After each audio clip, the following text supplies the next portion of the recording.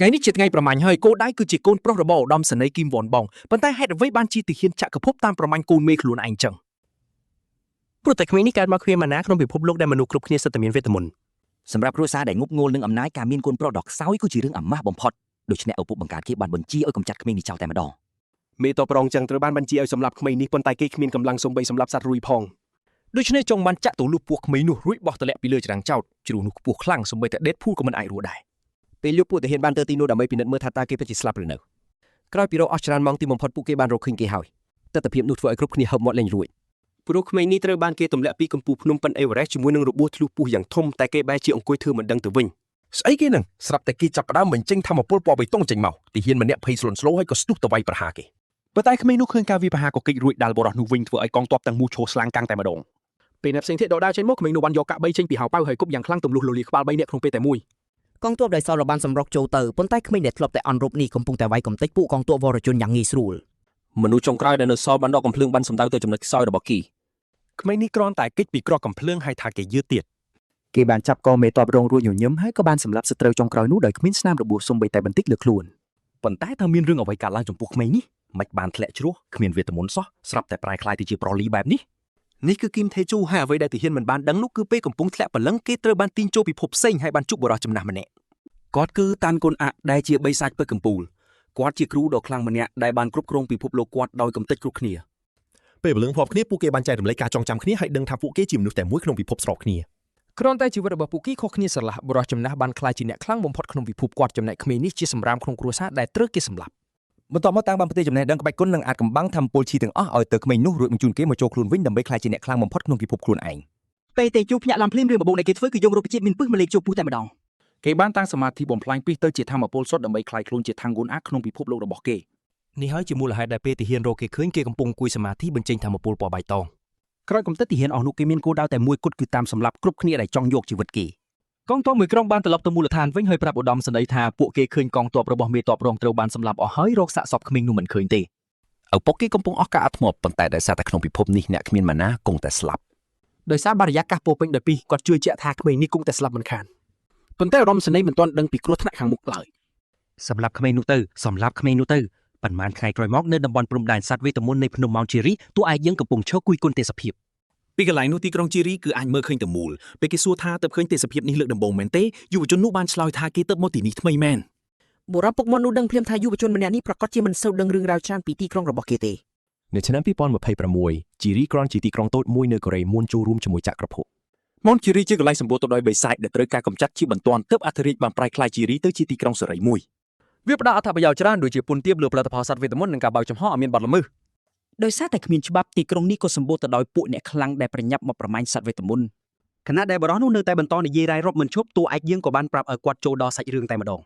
ជាចុងក្រោយធ្វើតែនោះបានព្រមានតួឯកយើងពីអក្រិតជនជាច្រើនដែលពីពេញទីក្រុងគ្មានច្បាប់នេះទេជូគឺថាបរិសុទ្ធនេះប្រកែកនិយាយមែនតែគេក៏ជោគចិត្តគាត់ដែរហើយស្ដាប់ដំបូន្មានគាត់កាលពីប្រហែលថ្ងៃមុនទេជូទើបតែរួចផុតពីការប៉ុនប៉ងឃាតកម្មបន្ទាប់មកគេបានផ្ដាច់តំណែងទាំងអស់ក្រោយការរឿងនោះហើយចាប់ផ្ដើមស្វែងរកកន្លែងដែលអាចបង្កើនកម្លាំងបានហើយក្រោយពីគិតទៅទីក្រុងសេរីនេះគឺជាកន្លែងដ៏ស័ក្តិសមបំផុតសម្រាប់រឿងនេះយ៉ាងណាមិញដោយសារតែចក្រភពមិនសូវមានឥទ្ធិពលខ្លាំងលើទីក្រុងនេះវាជារឿងពិបាកសម្រាប់គ្រួសារគេក្នុងការស្វែងរកទីតាំងរបស់គេអ្វីកាន់តែល្អទីនេះសម្បូរទៅដោយរបស់មានពីរគ្រប់ប្រភេទដែលជួយដល់ការវឹកហាត់របស់គេយ៉ាងខ្លាំងទេជូនៅមិនទាន់ស្ទាត់ជំនាញខាងក្បាច់គុណនៅឡើយទេដោយសារអភូតហេតុវីរបុរសដែលចិត្តស្លាប់នេះបានជួបខ្លួនឯងម្នាក់ទៀតក្នុងពិភពក្បាច់គុណដែលត្រូវគេស្គាល់ថាជាបិសាចពឹសកំពូលតួឯកយើងយល់ថាវាជារឿងគួរឲ្យអស់សំណើចដែលមនុស្សចង់សម្លាប់គេបែរជាជួយផ្ដល់អំណោយដ៏ធំឲ្យគេទៅវិញពេលនេះថៃជូដែលជាអ្នកលីសេងអីវ៉ាន់តាមភ្នំបានសម្រេចចិត្តលួចប្រមូលកម្លាំងនិងលួចកាក់ឲ្យបានគ្រប់គ្រាន់ដើម្បីឈរជើងដោយខ្លួនឯង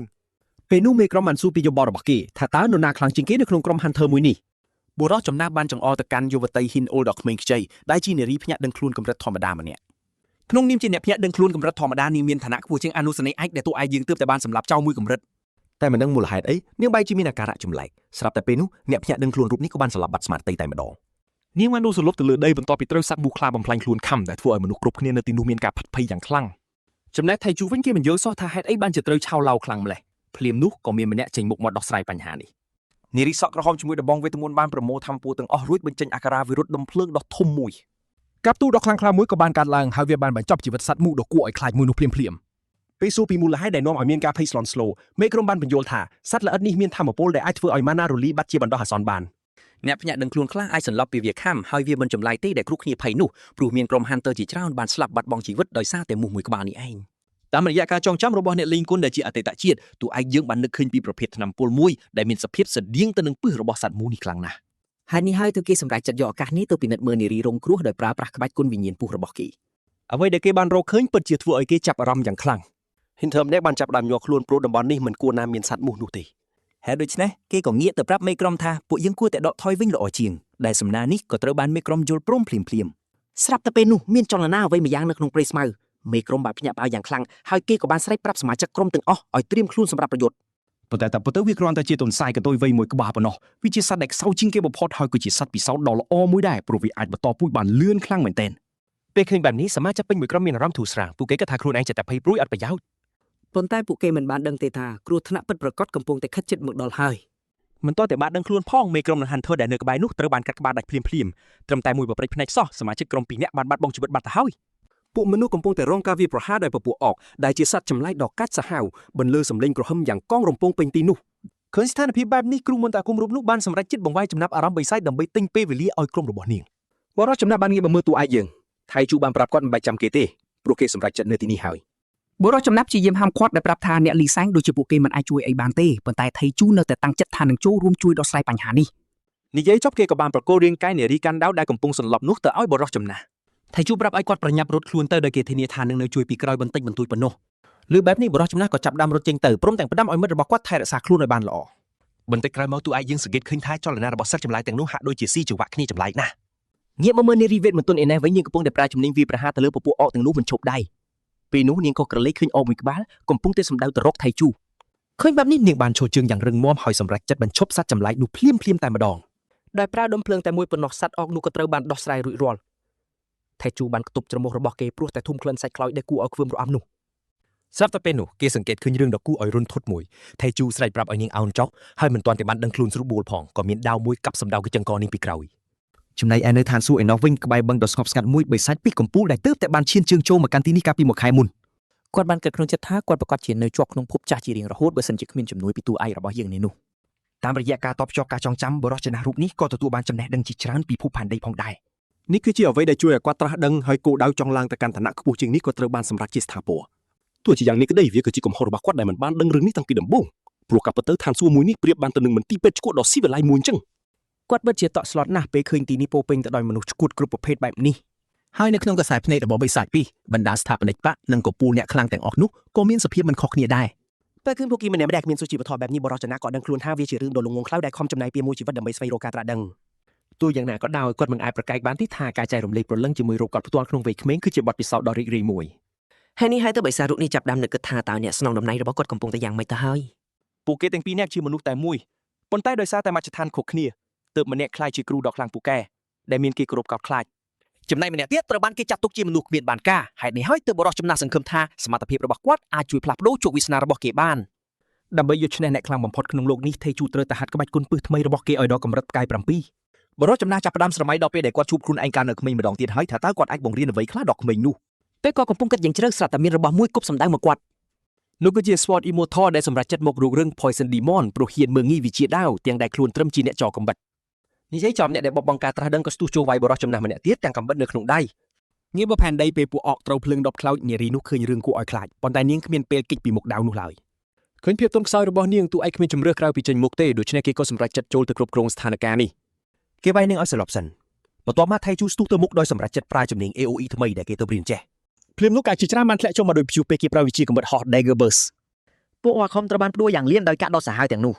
កាក់ទាំងនោះបានខ្ទាតចេញពីក្បាលពួកវាយ៉ាងងាយស្រួលអ្នកក្បាច់គុណយើងក៏បានចុះមកដល់ដីវាពិតជាគួរឲ្យភ្ញាក់ផ្អើលណាស់សម្រាប់គេដែលឃើញថាគ្រាន់តែមួយក្បាច់សក់អាចសម្លាប់អុកមួយក្បាលបានយ៉ាងងាយតែជូចាប់ផ្ដើមគិតថាគូធ្វើយ៉ាងណាចំពោះគ្រូវេទមន្តដែលគេទើបវាយឲ្យសន្លប់អំបញ្ញមិញនេះម្យ៉ាងវិញទៀតគេមិនអាចឲ្យគេដឹងថាមនុស្សគ្មានថ្នាក់អាចកម្ចាត់ពួកអុកបានទេព្រោះវានឹងតាក់ទាញចំណាប់អារម្មណ៍អ្នកដទៃរួមទាំងឪពុករបស់គេផងដែរហើយនេះគេសម្រាប់ចិត្តរត់ចេញពីទីតាំងនេះភ្លាមតែជូគិតថាការជួបបរិសុទ្ធណាបានបដូរជីវិតគេយ៉ាងណាព្រោះអ្នកគ្មានម៉ាណាជាធម្មតាមិនខ្វល់ពីរឿងបែបនេះទេតួឯកយើងសម្រាប់ចិត្តកំចាត់ចោលនៅរាល់ដានទាំងអស់វារៀងថុយបន្តិចពេលត្រូវរៀបចំក្រោយប្រើជំនាញចៅសារ៉ាវុធព្រោះត្រូវតាមរើសវាមកវិញទាំងដែលវាមានតម្លៃថ្លៃពេលដែលកំពុងគាត់ថាត្រូវរកជំនាញប្រមូលអាវុធមកវិញក្រោយឡើង10កាយ7គេក៏ដឹងខ្លួនថាបាត់កាក់មួយហើយក៏ចាប់ផ្ដើមដើររកវាគ្រប់កន្លែងមួយសន្ទុះក្រោយមកគេរកឃើញវាជាប់នៅលើដើមឈើប៉ុន្តែពេលលោកដៃយកវាគេក៏ប្រទះឃើញសត្វល្អិតមួយហោះកាត់ តែជូសម្រាប់ចាត់ធ្វើសកម្មភាពយ៉ាងលឿនហើយក៏ចាប់មូសនោះជាប់ក្នុងបាតដៃរបស់គេ ទីនេះមិនមែនជាកន្លែងសម្បូរមូសឆ្នោតបីខ្លាយពូជទេអញ្ចឹងវាប្រកាសណាស់ថានេះជាសត្វដែលបានខំអ្នកភ្ញាក់ដឹងខ្លួននោះ ថេជូបន្ទាប់មកបានដាក់សត្វល្អិតនោះថ្នមៗលើបាតដៃ ពីសារនេះបំផ្លាញធម្មពលខាងក្នុងនិងកាត់ផ្តិតលំហូរម៉ាណាអ្នកភ្ញាក់ដឹងខ្លួនបណ្ដោះអាសន្នតួឯងយើងប្រៀបធៀបវាភ្លាមទៅនឹងពីបំបីធម្មពលនៅឯមូរីម ប៉ុន្តែនៅផែនដីមនុស្សត្រូវប្រើសម្លៀកបំពាក់ការពារព្រោះពួកគេគ្មានថ្នាំបន្សាបពីនេះដូចនៅមូរីមទេដែលធ្វើឲ្យវាគ្រោះថ្នាក់ខ្លាំង ការដឹងពីសមាជិកភាពរបស់ពីនេះនឹងអនុញ្ញាតឲ្យគេបង្កើតថ្នាំបន្សាបដោយប្រើចំណេះដឹងដែលទទួលបានពីបរិសុទ្ធចំណាស់នោះ តែយ៉ាងណាគេត្រូវរកមើលរុក្ខជាតិនៅក្នុងលោកនេះដែលមានលក្ខណៈស្រដៀងទៅនឹងរុក្ខជាតិក្នុងលោករបស់លោកគ្រូចំណាស់សិន បន្ទាប់មកទេជូក៏សម្រេចចិត្តធ្វើរឿងដែលសមហេតុផលបំផុតគឺលេបសត្វល្អិតនោះតែម្ដងកំឡុងយើងដាក់មូសនោះចូលមាត់ទំពាលេបយ៉ាងរំភើយ ចំណីថ្មីនេះធ្វើឲ្យគេដឹងថាពីទាំងពីរដូចគ្នាបេះបិទដែលមានន័យថាបើរោគធាតុផ្សំត្រូវគេអាចបង្កើតថ្នាំដែលធ្វើឲ្យគេខ្លាចជាសេដ្ឋីបាន គិតរួចតួឯងសម្រាប់ចិត្តសាក់លបងវាពេលទៅដល់ផ្ទះស្រាប់តែមានសម្លេងចម្លែកមួយតាក់ទាញអារម្មណ៍គេ ពេលជួបពិតជាភ្ញាក់ផ្អើលពេលបានឃើញទស្សនភាពនេះគេកំពុងឈរតទល់ជាមួយអកជើងចាស់ដែលមិនគួរកើតនៅទីនេះសោះ មើលទៅសត្វចម្លែកមួយនេះដូចជាស្រីឈាមខ្លាំងណាស់ ពេលសត្វចម្លែកស្រែកថាចង់សម្លាប់មនុស្សតួឯងយើងពិតជាស្រឡាំងកាំងនឹងទំហំព្រមទាំងសមត្ថភាពនិយាយរបស់វា ទោះយ៉ាងណាសត្វអេលីតដូចជាអ្នកភ្ញាក់ដឹងខ្លួនប្រចាំពួកបិសាចអញ្ចឹង ឬតាអាក្រក់គ្មានអកអេលីតណាអាចកើតនៅទីនេះទេដែលមានន័យថាមានរឿងមិនស្រួលកើតឡើងលើភ្នំនោះស្របពេលនោះដែរអកក៏ចាប់ផ្ដើមក្រវីអាវុធរបស់វាថេជូបានគេចចេញភ្លាមកម្លាំងវាប្រហារនេះបង្កការខូចខាតយ៉ាងធំធេង បុរសចំណាស់ភ្ញាក់ផ្អើលនឹងកម្លាំងនេះខ្លាំងណាស់ហើយគាត់ថាវាខ្លាំងប្រហែលនឹងសត្វចម្លែកកម្រិតជំនាញចឹងដែរភាគរយច្រើនគឺកាក់របស់គេប្រហែលជាមិនអាចទម្លុះស្បែកដ៏ក្រាស់របស់សត្វចម្លែកមួយនេះបានឡើយ ទោះជាយ៉ាងណាគេនៅតែចង់សាឡបងសិនថេជូប្រើក្បាច់កបិតហោះ Swift Strike របស់គេភ្លាម ក្បាច់នេះអនុញ្ញាតឲ្យគេបាញ់កាក់បីយ៉ាងលឿនត្រកបិសាចនោះអាវុធរបស់គេចំគោលដៅល្អតែវាបានបញ្ឈប់ភ្លាមៗតែម្ដង លទ្ធផលនេះមិនភ្ញាក់ផ្អើលទេក្បាច់អាវុធលាក់កំបាំងខ្លាំងបំផុតរបស់គេគ្មានឥទ្ធិពលអ្វីលើបិសាចនេះទេ ហើយដោយសារតែក្បាច់វាយជាក្រុមរបស់គេធ្វើឲ្យថយកម្លាំងនោះគេចាប់ផ្ដើមគិតថាក្បាច់បាត់ដៃពើបិទឈាមគឺជាជំរើសល្អបំផុត ពេលនោះបិសាចក៏បន្លឺសំឡេងក្រហមយ៉ាងកាចសាហាវហើយវាក៏ជាពេលដែលថេជូដឹងខ្លួនថាគេកំពុងតែស្ទះស្ទើរ គាត់ថានឹងជឿច្បាស់ថាអតីតកាលរបស់គាត់ប្រកាសជាខ្មាស់គេមិនខានបើដឹងថាគាត់មានភាពស្ទាក់ស្ទើរតាំងពីដើមទីនៃការប្រយុទ្ធនោះ តែជូដឹងខ្លួនថាគាត់ចាប់ផ្ដើមមានអំនួតខ្លាំងក្រោយកំចាត់ហ្វូងអកយ៉ាងងាយ ទោះបីអវសាននៅមកគាត់គួរឲ្យខ្លាចយ៉ាងណាក៏គាត់នៅតែបន្តព្យាយាមរហូតដល់តែបានសម្រេចដែរយ៉ាងណាមិញនេះជាមីគីរបស់បិសាចពីកំពូលដូច្នេះពេលដែលបាត់ដៃពីរបានបញ្ចេញសត្វចម្លែកជាន់ខ្ពស់ក៏បានងើបឡើងមករងការវាយប្រហារនេះភ្លាមនោះពូថៅដៃដ៏ធំរបស់វាបានប៉ះទង្គិចជាមួយបាតដៃទទេរបស់តួឯងយើងតែម្ដងថេជូបានរុញច្រានខ្លួនឯងដល់កម្រិតកំណត់ហើយភ្លាមនោះការផ្ទុះដ៏ធំមួយក៏បានកើតឡើងចុងក្រោយនៃការប៉ះទង្គិចពូថៅធំនោះបានខូចខាតប៉ុន្តែមានអ្នកប្រយុទ្ធតែម្នាក់ប៉ុណ្ណោះដែលលុតជង្គង់ដួលទៅលើដីថេជូសូម្បីតែធ្វើឲ្យអកនោះរបួសក៏មិនបានដែរឃើញបែបនេះគាត់ក៏សម្រេចចិត្តបន្តវាយប្រហាររហូតដល់វាដួលពេលនោះដាវដ៏លឿនមួយត្រូវបានដកចេញភ្លាមនោះអកជាន់ខ្ពស់ក៏រងស្នាមកាប់រាប់លានគាត់ឈោគាំងសូម្បីបិសាចក៏មិនដឹងថាមានអ្វីកើតឡើងដែរពេលវាបែកខ្ចាត់ខ្ចាយថេជូទើបដឹងថាបើគ្មានអ្នកខ្លាំងជួយទេគាត់ច្បាស់ជារត់គេចតាំងពីយូរបាត់ទៅហើយដូច្នេះគាត់ក៏ចាប់ផ្ដើមគិតរកលែប្រាប់អ្នកសង្គ្រោះខ្លួនស្រាប់តែពេលនោះថេជូត្រូវគេសួរថាគាត់ជាអ្នកសម្លាប់អកនេះមែនទេបុរសនោះអះអាងថាដោយសារតួឯកយើងគ្មានស្នាមសម្គាល់គាត់គ្រាន់តែជាមនុស្សធម្មតាកំសត់មួយរូបដែលមិនអាចឈ្នះបិសាចបានឡើយថេជូនិយាយលេងចេញនៅចំពោះមុខកែវភ្នែកដ៏ត្រជាក់ស្រេកទាំងនេះសមាជិកគណៈកម្មាធិការឈ្មោះលីយូនសុងឬហៅថាមេបញ្ជាការយាមកាមដែលជាមេហ្គីលនូកូដានបានទាមទារយកចម្លើយមួយថេជូដឹងថាអំណាចនិងអំនួតទាំងនេះច្បាស់ជារបស់មនុស្សសំខាន់ណាស់ម្នាក់ហើយដូច្នេះគាត់ត្រូវតែនិយាយស្ដីឲ្យបានប្រុងប្រយ័ត្នបំផុតតែពេលគាត់ចាប់ផ្ដើមនិយាយស្រាប់តែថកែក៏បានលេចមុខមកភ្លាមតែបុរសចំណាស់នោះមិនបានខ្វល់ពីគាត់ទេដោយបារម្ភតែពីអីវ៉ាន់ដែលមើលទៅដូចជាមានសុវត្ថិភាពល្អនៅឡើយទេពេលដែលគាត់ប្រាប់ថាខ្លួនត្រូវបានគេជួយសង្គ្រោះបុរសមានពុកចង្ការក៏បានងាកទៅមើលថាតើអ្នកនោះជានរណាអ្នកសាញអីវ៉ាន់បានចំណាំលីយូនសុងភ្លាមដែលកំពុងបញ្ជាឲ្យកងកម្លាំងរបស់គាត់ហៅក្រុមសម្អាតមកទីក្រុងសេរីនេះស្ថិតក្រោមគណៈកម្មាធិការស្វ័យយ័តជំនួសឲ្យប្រជាអធិរាជហើយមេយាមកាមនេះគឺជាសមាជិកគណៈកម្មាធិការដែលមានសិទ្ធិបោះឆ្នោតគាត់ក៏ជាមេគីលនូកូដានដែលកាន់កាប់ផ្នែកសន្តិសុខនិងជាអ្នកភ្នាក់រលឹកកម្រិត Master ផងដែរពេលថកែបញ្ជាក់ថាអ្នកសាញអីវ៉ាន់ទាំងអស់តែងបងលួយការពីឲ្យគីលមេគីលក៏បានបញ្ជាឲ្យគាត់បិទមាត់ភ្លាមបរិបពុកចការសំទោសដែលខ្លួននិយាយច្រើនហើយប្រាប់មិត្តភក្តិឲ្យអរគុណដល់អ្នកមានគុណដែលគាត់ក៏បានធ្វើតាមភ្លាមដែរលីយូនសុងស៊ូយុវជននោះថាតើគាត់ពិតជាមិនពាក់ព័ន្ធរឿងសម្លាប់អកនេះទេមែនទេព្រោះគាត់ត្រឹមជាកម្មករសាយអីវ៉ាន់ប៉ុណ្ណោះថៃជូបានបញ្ជាក់រឿងនេះឲ្យអះអាងថាគាត់នៅតទល់តែឯងជាមួយបិសាចជាន់ខ្ពស់ក្រោយពីគ្រូវេទមន្តដែលកំចាត់អកទាំងនោះបានសន្លប់ដោយសារអស់ម៉ាណាក្រោយនិយាយចាប់កូនចៅរបស់មេយាមកាមក៏ប្រាប់គាត់ឲ្យបន្តដំណើរព្រោះពួកគេបានជួយជនរងគ្រោះនិងហៅក្រុមសម្អាតរួចរាល់ហើយលីយូនសុងប្រញាប់ចេញដំណើរភ្លាមតែគាត់ដូចជានៅមានរឿងចង់និយាយទៀតគាត់បានពមៀនអ្នកចំណូលថ្មីរូបនេះកុំឲ្យមកញាស់គាត់ចំថ្ងៃសោយឬក៏បង្កបញ្ហាឲ្យសោះបន្ទាប់មកគាត់ក៏ចាក់ចេញទាំងសើចដូចមនុស្សឈួតហើយប្រាប់តួឯកយើងថាគាត់នឹងមិនអនុគ្រោះឲ្យដូចថ្ងៃនេះទៀតឡើយពេលសមាជិកគណៈកម្មាធិការចាក់ចេញទៅថៅកែចាស់នោះក៏ធូរទ្រង់ភ្លាមហេតុនេះគាត់ក៏ហាមមិត្តភក្តិកុំឲ្យរករឿងបរិះនោះដាច់ខាតព្រោះគេអាចបិទផ្លូវរស់របស់ពួកគេក្នុងទីក្រុងនេះបានទេជួបព្យាយាមបញ្យល់ថាលីយូនសុងហាក់មិនអាក្រក់ប៉ុន្មានទេតែតាមពិតគាត់ជាមន្ត្រីពុករលួយដែលចូលចិត្តស៊ីសំណូកនិងបិទភ្នែកលើបទល្មើសមួយចំនួនតាមពិតការល្បាតរបស់គាត់គ្រាន់តែជាការលាក់បាំងប៉ុណ្ណោះហើយបើគ្មានរឿងមិនតាន់ទេគាត់ក៏មិនសុំជំនួយពេលប្រទះឃើញគីនៅក្នុងព្រៃដែរដោយសារពួក Master ប្រៀបដូចនុយក្លេអ៊ែរដែលបានកម្មករថ្មីត្រូវបានប្រាប់ឲ្យជៀសវាងពួកគេហើយប្រញាប់ជញ្ជូនអីវ៉ាន់ចុះពីភ្នំជាបន្ទាន់ ថៃជូដឹងច្បាស់ថាគាត់នឹងជួបបញ្ហាធំមិនខានបើគុំតែមេយាមកម្មចេញមកជួយនោះ គាត់ក៏ភ្ញាក់ខ្លួនថាខ្លួនបានខាតពេលមួយខែពេញត្រូវការចែករំលែកព្រលឹងឲ្យខ្លាយជាមនុស្សអំនួតពេលសម្រាប់អ្នកភ្ញាក់រលឹកមួយចំនួនដោយប្រើជំនាញដែលបានមកយ៉ាងងាយ ថៃជូពេលនេះសំបីតែមើលមុខអតីតកាលរបស់ខ្លួនក៏មិនហ៊ានផងចាប់ពីថ្ងៃនោះមកគាត់សម្រេចចិត្តប្រឹងប្រែងជាងមុនហើយបដិញ្ញាថានឹងខ្លាយជាមនុស្សខ្លាំងឲ្យបានទីក្រុងស្រីកូរីមានហេដ្ឋារចនាសម្ព័ន្ធក្រុងស្ទើរតែល្អឥតខ្ចោះប៉ុន្តែវាខ្វះមន្ទីរពេទ្យយ៉ាងខ្លាំងព្រោះគ្មានគ្រូពេទ្យពូកែណាហ៊ានជន់ជើងនៅកន្លែងដ៏គ្រោះថ្នាក់នេះឡើយតាមពិតពេទ្យភាគច្រើននៅទីនេះសុទ្ធតែជាគ្រូពេទ្យខ្លាំងៗដែលកំពុងតែរត់គិតពីច្បាប់ប៉ុណ្ណោះ ហេតុនេះទើបហាងលក់ថ្នាំនិងឱសថស្ថានមានច្រើនស្អិះស្កះនៅក្នុងទីក្រុងសេរីនេះ ដោយសារហេតុនេះឱសថការីមានអំណាចក្នុងការសរសេរវេជ្ជបញ្ជានិងចេញថ្នាំដែលទទួលស្គាល់ដោយរដ្ឋាភិបាលឬគណៈកម្មាធិការស្វ័យយ័តបាន ហូសតការីខ្លះថែមទាំងអាចរកលុយបានយ៉ាងច្រើនពីរឿងនេះព្រោះពួកគេគួរឲ្យទុកចិត្តជាងមន្ទីរពេទ្យខ្លែងបន្លំឆ្ងាយណាស់ ដោយសារហេតុផលនោះតួឯករបស់យើងបានសម្រេចចិត្តយកថ្នាំបន្សាបពឹសមូសឆ្នោត3បំផ្លាញពូជរបស់គេទៅលក់ មួយខែកន្លងទៅនេះគាត់ហត់នឿយខ្លាំងណាស់ព្រោះពេលថ្ងៃត្រូវធ្វើការជាអ្នកលីកសែងពេលទំនេរដើររកឱសថហើយពេលយប់ត្រូវវឹកហាត់ក្បាច់គុណទៀត កាន់តែពិបាកជាងនេះទៅទៀតគាត់ត្រូវបង្ខំចិត្តហ្វឹកហាត់ឲ្យដល់កម្រិតផ្កាយ3ដោយសារតែការផ្សំថ្នាំបន្សាបនេះទាមទារភាពស៊ីជម្រៅខ្លាំង ប៉ុន្តែដោយសារបែបនេះគាត់ក៏ទទួលបានធម៌ពលកាន់តែខ្លាំងដែលមានន័យថាគ្មានអ្នកណាអាចផ្ដួសគាត់បានងាយៗទៀតឡើយ ហើយបើគ្រប់យ៉ាងដំណើរការល្អតៃជូគីមអាចនឹងរកប្រាក់បានយ៉ាងច្រើនសន្ធឹកសន្ធាប់ជាមិនខាន ពេលឈានជើងចូលដល់ក្នុងហាងអតិថិជនត្រូវបានស្វាគមន៍មកកាន់ Box Track Store ខណៈដែលបុគ្គលិកនៅបញ្ជោបានសួរនាំនិងណែនាំផលិតផលជាច្រើនមុខដល់គាត់ វីរបុរសរបស់យើងបានប្រាប់នាងថាគាត់មកទីនេះដើម្បីជួបម្ចាស់ហាងសម្ដីនេះធ្វើឲ្យនារីជាបុគ្គលិកភ្ញាក់ផ្អើលយ៉ាងខ្លាំង បន្ទាប់មកតេជូក៏បានបញ្ជាក់ថាខ្លួនមកទីនេះដើម្បីលក់មិនមែនមកទិញនោះទេបុរសម្នាក់នៅខាងក្រោយបានលឺរឿងនេះទាំងអស់គាត់ក៏បានដកដង្ហើមធំ បាក់ខំភៀវដែលជានាយកមណ្ឌលកុមារកំព្រារបស់គាត់ផ្ទាល់ក៏បានណែនាំខ្លួនថាជាម្ចាស់គ្រប់គ្រងហាងលក់ថ្នាំមួយនេះ ថៃជូបានស្វាគមន៍ភ្លាមៗហើយក៏ពន្យល់ថាខ្លួនមកទីនេះដើម្បីលក់ថ្នាំដែលគាត់បានលីផ្ទាល់ដៃ បុរសចំណាស់រូបនេះធន់ទ្រាំនឹងរឿងបែបនេះណាស់ព្រោះមានជនឆោបោកថ្មីៗមកគូទ្វារហាងគាត់ជារៀងរាល់ថ្ងៃ ហេតុនេះហើយទើបគាត់បដិសេធសំណើនេះភ្លាមៗហើយបានប្រាប់ទៅកំឡោះចំនួនថ្មីក្នុងទីក្រុងនេះយ៉ាងដាច់អហង្ការថាបើចង់រកលុយគួរតែទៅរកនៅទីផ្សារការងារទៅវិញល្អជាង ប៉ុន្តែគាត់ទេជួបបញ្ជាក់ថានេះជាថ្នាំបន្សាបពីមូសភ្លាមម្ចាស់ហាងក៏ចាប់ផ្ដើមមានការចាប់អារម្មណ៍យ៉ាងខ្លាំង គាត់សឹងតែមិនជឿត្រជាខ្លួនឯងតួឯករបស់យើងក៏បានបញ្ជាក់ថានេះគឺជាថ្នាំបន្សាបសម្រាប់មូសឆ្នោត3បំផ្លាញពូជ គ្រាន់តែប៉ុណ្្នឹងគេអាចតាក់ទាញចំណាប់អារម្មណ៍របស់ហុងភៀវបានទៅហើយគេបានបញ្ជាក់ថានេះគឺជាថ្នាំលេបដែលអាចប្រើការពារទុកជាមុនបាន ពេលកំឡោះរូបនេះអះអាងថាប្រសិទ្ធភាពរបស់វាអាចគង់វង្សបានដល់ទៅ10ម៉ោងម្ចាស់ហាងចំណាស់ក៏ស្រាប់តែខឹងសម្បាយ៉ាងខ្លាំង គាត់ក្តៅក្រហាយខ្លាំងណាស់ដោយសារតែកំឡោះដែលឈរនៅពីមុខគាត់នេះមិនទាំងខំប្រឹងកុហកឲ្យសមសុំបន្តិចសោះឡើយ អ្នកលាយថ្នាំបានហុចឲ្យពួកគេពីរដបទៀត គេបានហុចកាតឲ្យហើយប្រាប់ឲ្យតាក់ទងមកវិញប្រសិនបើពួកគេជឿជាក់ក្រោយពេលសាក់លបងរួចកំណត់ពេលគឺត្រឹមកណ្ដាលរាត្រីថៃជូក៏បានដើរចេញដោយទុកពាក្យថាគេនឹងយករបស់នេះទៅលក់ឲ្យអ្នកផ្សេងប្រសិនបើពួកគេមិនតាក់ទងមក ពេលនោះអ្នកគ្រប់គ្នានៅក្នុងហាងបានត្រឹមតែឈោកគាំងនិយាយឡើងចេញពួកគេចាត់ទុកគេដូចជាមនុស្សឈួតម្នាក់អញ្ចឹង ពេលនោះអតិថិជនម្នាក់នោះក៏បានចាប់កាន់ដបនោះដោយចំណាប់អារម្មណ៍ គាត់គឺផាកជីនស៊ូជាមេដឹកនាំក្រុមវេឆ្មក់ផ្ទាល់ខ្លួនជាមួយប្រចាំហាងនិងជាអ្នកចូលចិត្តសាក់ថ្នាំផងដែរដែលបានសួរម្ចាស់ហាងថារឿងនេះអាចទៅរួចដែរឬទេ ដំបូងឡើយហុងភៀវបានសម្លឹងមើលគាត់តែងឿងឆ្ងល់គាត់បញ្យល់ថាមិនអាចប្រាក់ភ្លាមៗបានទេសម្រាប់គាត់គ្រប់យ៉ាងនឹងឃើញលទ្ធផលច្បាស់លាស់លុះត្រាតែបានសាក់លបងថ្នាំនេះសិន ហៅភៀវមិនសង្ឃឹមអ្វីច្រើនទេព្រោះសូម្បីតែក្រុមហ៊ុនធំៗបំផុតក្នុងចក្រភពក៏មិនអាចផលិតថ្នាំនេះបានដែរប៉ុន្តែភាពជឿជាក់របស់អ្នកលក់ធ្វើឲ្យគាត់ចាប់អារម្មណ៍ នារីបុគ្គលិកក៏បានបញ្ចុះបញ្ជូលឲ្យអតិថិជនរូបនោះដាក់ដបចុះវិញប៉ុន្តែគាត់បែរជាអះអាងថាពួកគេនៅតែត្រូវសាក់លបងវាដដែលម្ចាស់ហាងចំណាស់ងាកមកវិញទាំងភ័យស្លន់ស្លោគាត់ចាប់ផ្ដើមស្រែកដាក់មួយជើងវែងនោះដែលហ៊ានលេបថ្នាំមិនច្បាស់លាស់ទាំងមិនទាន់បានធ្វើការសាក់លបងអ្វីសោះតែក្រោយលេបវាចូលហើយជីនស៊ូក៏បញ្ជាក់ថាក្នុងដបនោះមានត្រឹមតែទឹកធម្មតាម្ចាស់ហាងបានត្រឹមគាំងស្មារតី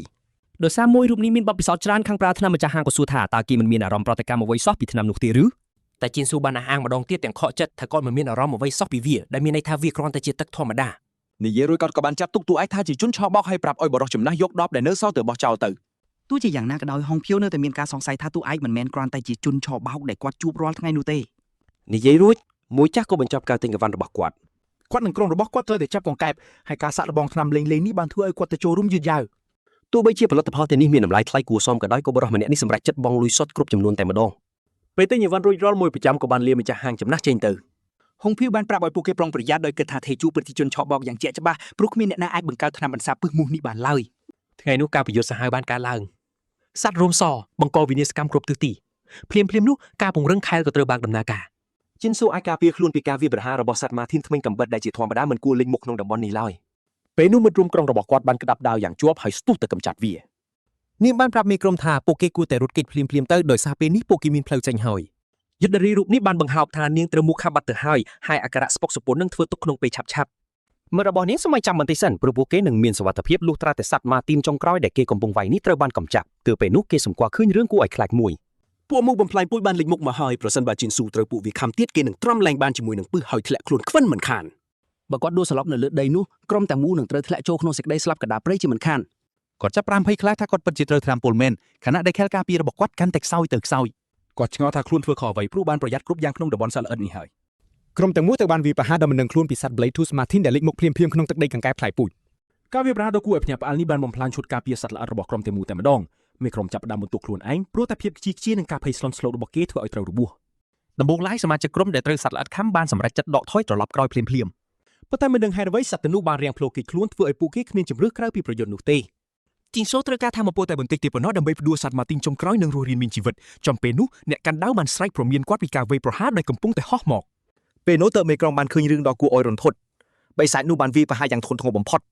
ផ្លែដាវរបស់វាបានចាក់ទម្លុះខែរបស់គាត់ហើយរបាំងការពារនោះក៏បែកខ្ទេចតែម្ដង ប៉ុន្តែទោះជាជំនាញត្រូវបំបីក៏ដោយជីនសូមិនបានបាត់បង់កម្លាំងឬម៉ាណាឡើយវិនាទីនេះហើយដែលគាត់បានដឹងពីអ្វីដែលកំពុងកើតឡើងថ្នាំមិនសាបដែលគាត់បានផឹកនៅហាងពិតជាមិនមែនជាការបោកប្រាស់ឡើយពេលដឹងបែបនេះគាត់ក៏សម្រេចចិត្តលោតចូលប្រយុទ្ធម្ដងទៀតគាត់បានក្តាប់ដាវយ៉ាងណែនមេក្រុមចាប់ដើមគិតថាបើថ្នាំបន្សាបនោះពិតជាមានប្រសិទ្ធភាពមែនជ័យជំនះពិតជាអាចទៅរួច យប់នោះមានគេប្រញាប់ប្រញាល់ចូលក្នុងហាងថ្នាំរបស់ថកែចាស់ជីនសូក៏ប្រញាប់រត់ទៅនិយាយជាមួយគាត់ គាត់បានសួរពីតម្លៃថ្នាំបន្សាបមូសនោះហើយទាមទារចង់ទិញយកទាំងអស់តែម្ដង មួយសន្ទុះក្រោយមកនៅឯផ្សារនៃទីក្រុងសេរីសត្វ Blade Tooth Martin មួយក្បាលដែលគេថាល្អសម្រាប់កម្លាំងត្រូវបានលក់ក្នុងតម្លៃ5លានវុន នៅឆ្ងាយពីនោះបន្តិចមានគេកំពុងលក់អាវក្រោះសត្វវេទមន្តកំងធ្វើពិសេសក្នុងតម្លៃ50លានវុន ក្មេងប្រុសដែលធំនឹងក្តីនៅទីក្រុងព្រំដែនភូជូរូបនេះមិនដែលជន់ជើងក្នុងផ្សារធំបែបនេះទេហើយគាត់គិតថាវាពិតជាអ៊ូអរខ្លាំងណាស់ តេជោពិតជាបានធ្វើការសម្រេចចិត្តត្រូវដែលសុំសម្រាប់មួយថ្ងៃ ដើម្បីអាចផលិតថ្នាំម្សាមូបានគាត់ចាំបាច់ត្រឈៀនដល់កម្រិតផ្កាយ3សិន ថ្នាំនេះទាមទារការគ្រប់គ្រងធម្មពលខាងក្នុងយ៉ាងច្បាស់លាស់ដើម្បីទាញយកសារធាតុពីរុក្ខជាតិថ្នាំនិងរុក្ខជាតិមានពីរ ប៉ុន្តែដោយសារតួឯកធ្វើការចៅហួរកម្លាំងស្នូលថ្នាំពុលរបស់គាត់បានទុកលើចំណោះទើបគាត់ត្រូវការពេលដើម្បីរំលាយជាតិពុលទាំងនោះ ទុករឿងនោះសិនគាត់ចាប់ផ្ដើមនៅឃើញដល់ការជួបគ្នានៅហាងកាហ្វេ ហុំចុកបានទាមទារចុកកុងត្រាទិញថ្នាំបន្សាបនោះគ្រប់ដបតែម្ដងមើលទៅថ្នាំដែលផ្សំផ្ទាល់ដៃនេះហាក់ដូចជាមានប្រសិទ្ធភាពខ្លាំងណាស់ ថកែចាស់បានបញ្ជាក់រឿងនេះនឹងបញ្យល់ថាវានឹងផ្លាស់ប្ដូរការបោកបាញ់នៅលើភ្នំមុនពេលសុំទោសដែលបានហៅគាត់ថាជាគ្រូពេទ្យឈួត ហងភីអូក៏មិនប្រកាន់រឿងនេះឲ្យសួរថាតើគាត់ផលិតបានប្រមាណដបដែរ ពេលដឹងថាមានក្នុងស្តុក60ពាន់ដបបុរសចំណាស់ក៏សួរថាជប់បលូអស់ទៅគិតមិនទៀត ដូច្នេះតេជោក៏ប្រាប់ថាគាត់នឹងផលិតវាបន្ថែមទៀត ភ្លាមនោះគាត់ទទួលបានកុងត្រាមួយដែលតម្លៃផលិតត្រូវបានកំណត់ត្រឹម 10,000 វុនដើម្បីអាចលក់ចេញក្នុងតម្លៃ 50,000 វុនដោយរាប់បញ្ចូលការចំណាយផ្សេងៗទៀត ដោយសារតម្លៃផលិតអស់ត្រឹមតែ100វ៉ុនក្នុងមួយដបតេជោពិតជាសប្បាយចិត្តណាស់ហើយបញ្ជាក់ថាស្តុកនេះនឹងលក់បាន 3,000 លានវ៉ុន ពេលដឹងថាពន្ធមានត្រឹមតែ 10% គាត់កាន់តែពេញចិត្តខ្លាំងជាមួយនឹងទីក្រុងគ្មានច្បាប់ទម្លាប់មួយនេះបន្ទាប់មកតេជោក៏សម្រេចចិត្តបដូរកិច្ចព្រមព្រៀងនឹងលក់ផ្ដាច់មុខឲ្យហាងថ្នាំបិចជាមួយនឹងការបញ្ចុះតម្លៃ 30% សម្រាប់ពេលមួយឆ្នាំប៉ុន្តែបរិសុទ្ធចំណាអះអាងថាវាច្រើនពេកហើយ ដូច្នេះទូឯកបានលើកឡើងថាបុរសចំណារូបនេះជានាយកមណ្ឌលកុមារកំព្រា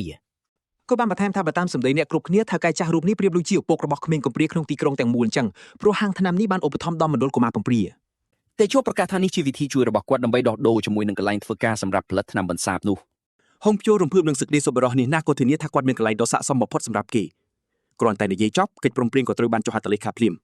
បន្ទាប់ពីទទួលបានកុងត្រានិងលុយយ៉ាងច្រើនសន្ធឹកសន្ធាប់មកតួឯករបស់យើងក៏សម្រេចចិត្តចុះទៅកាន់ផ្សារដ៏ល្បីក្នុងទីក្រុងដើម្បីដើររកទិញសម្ភារៈខ្លះ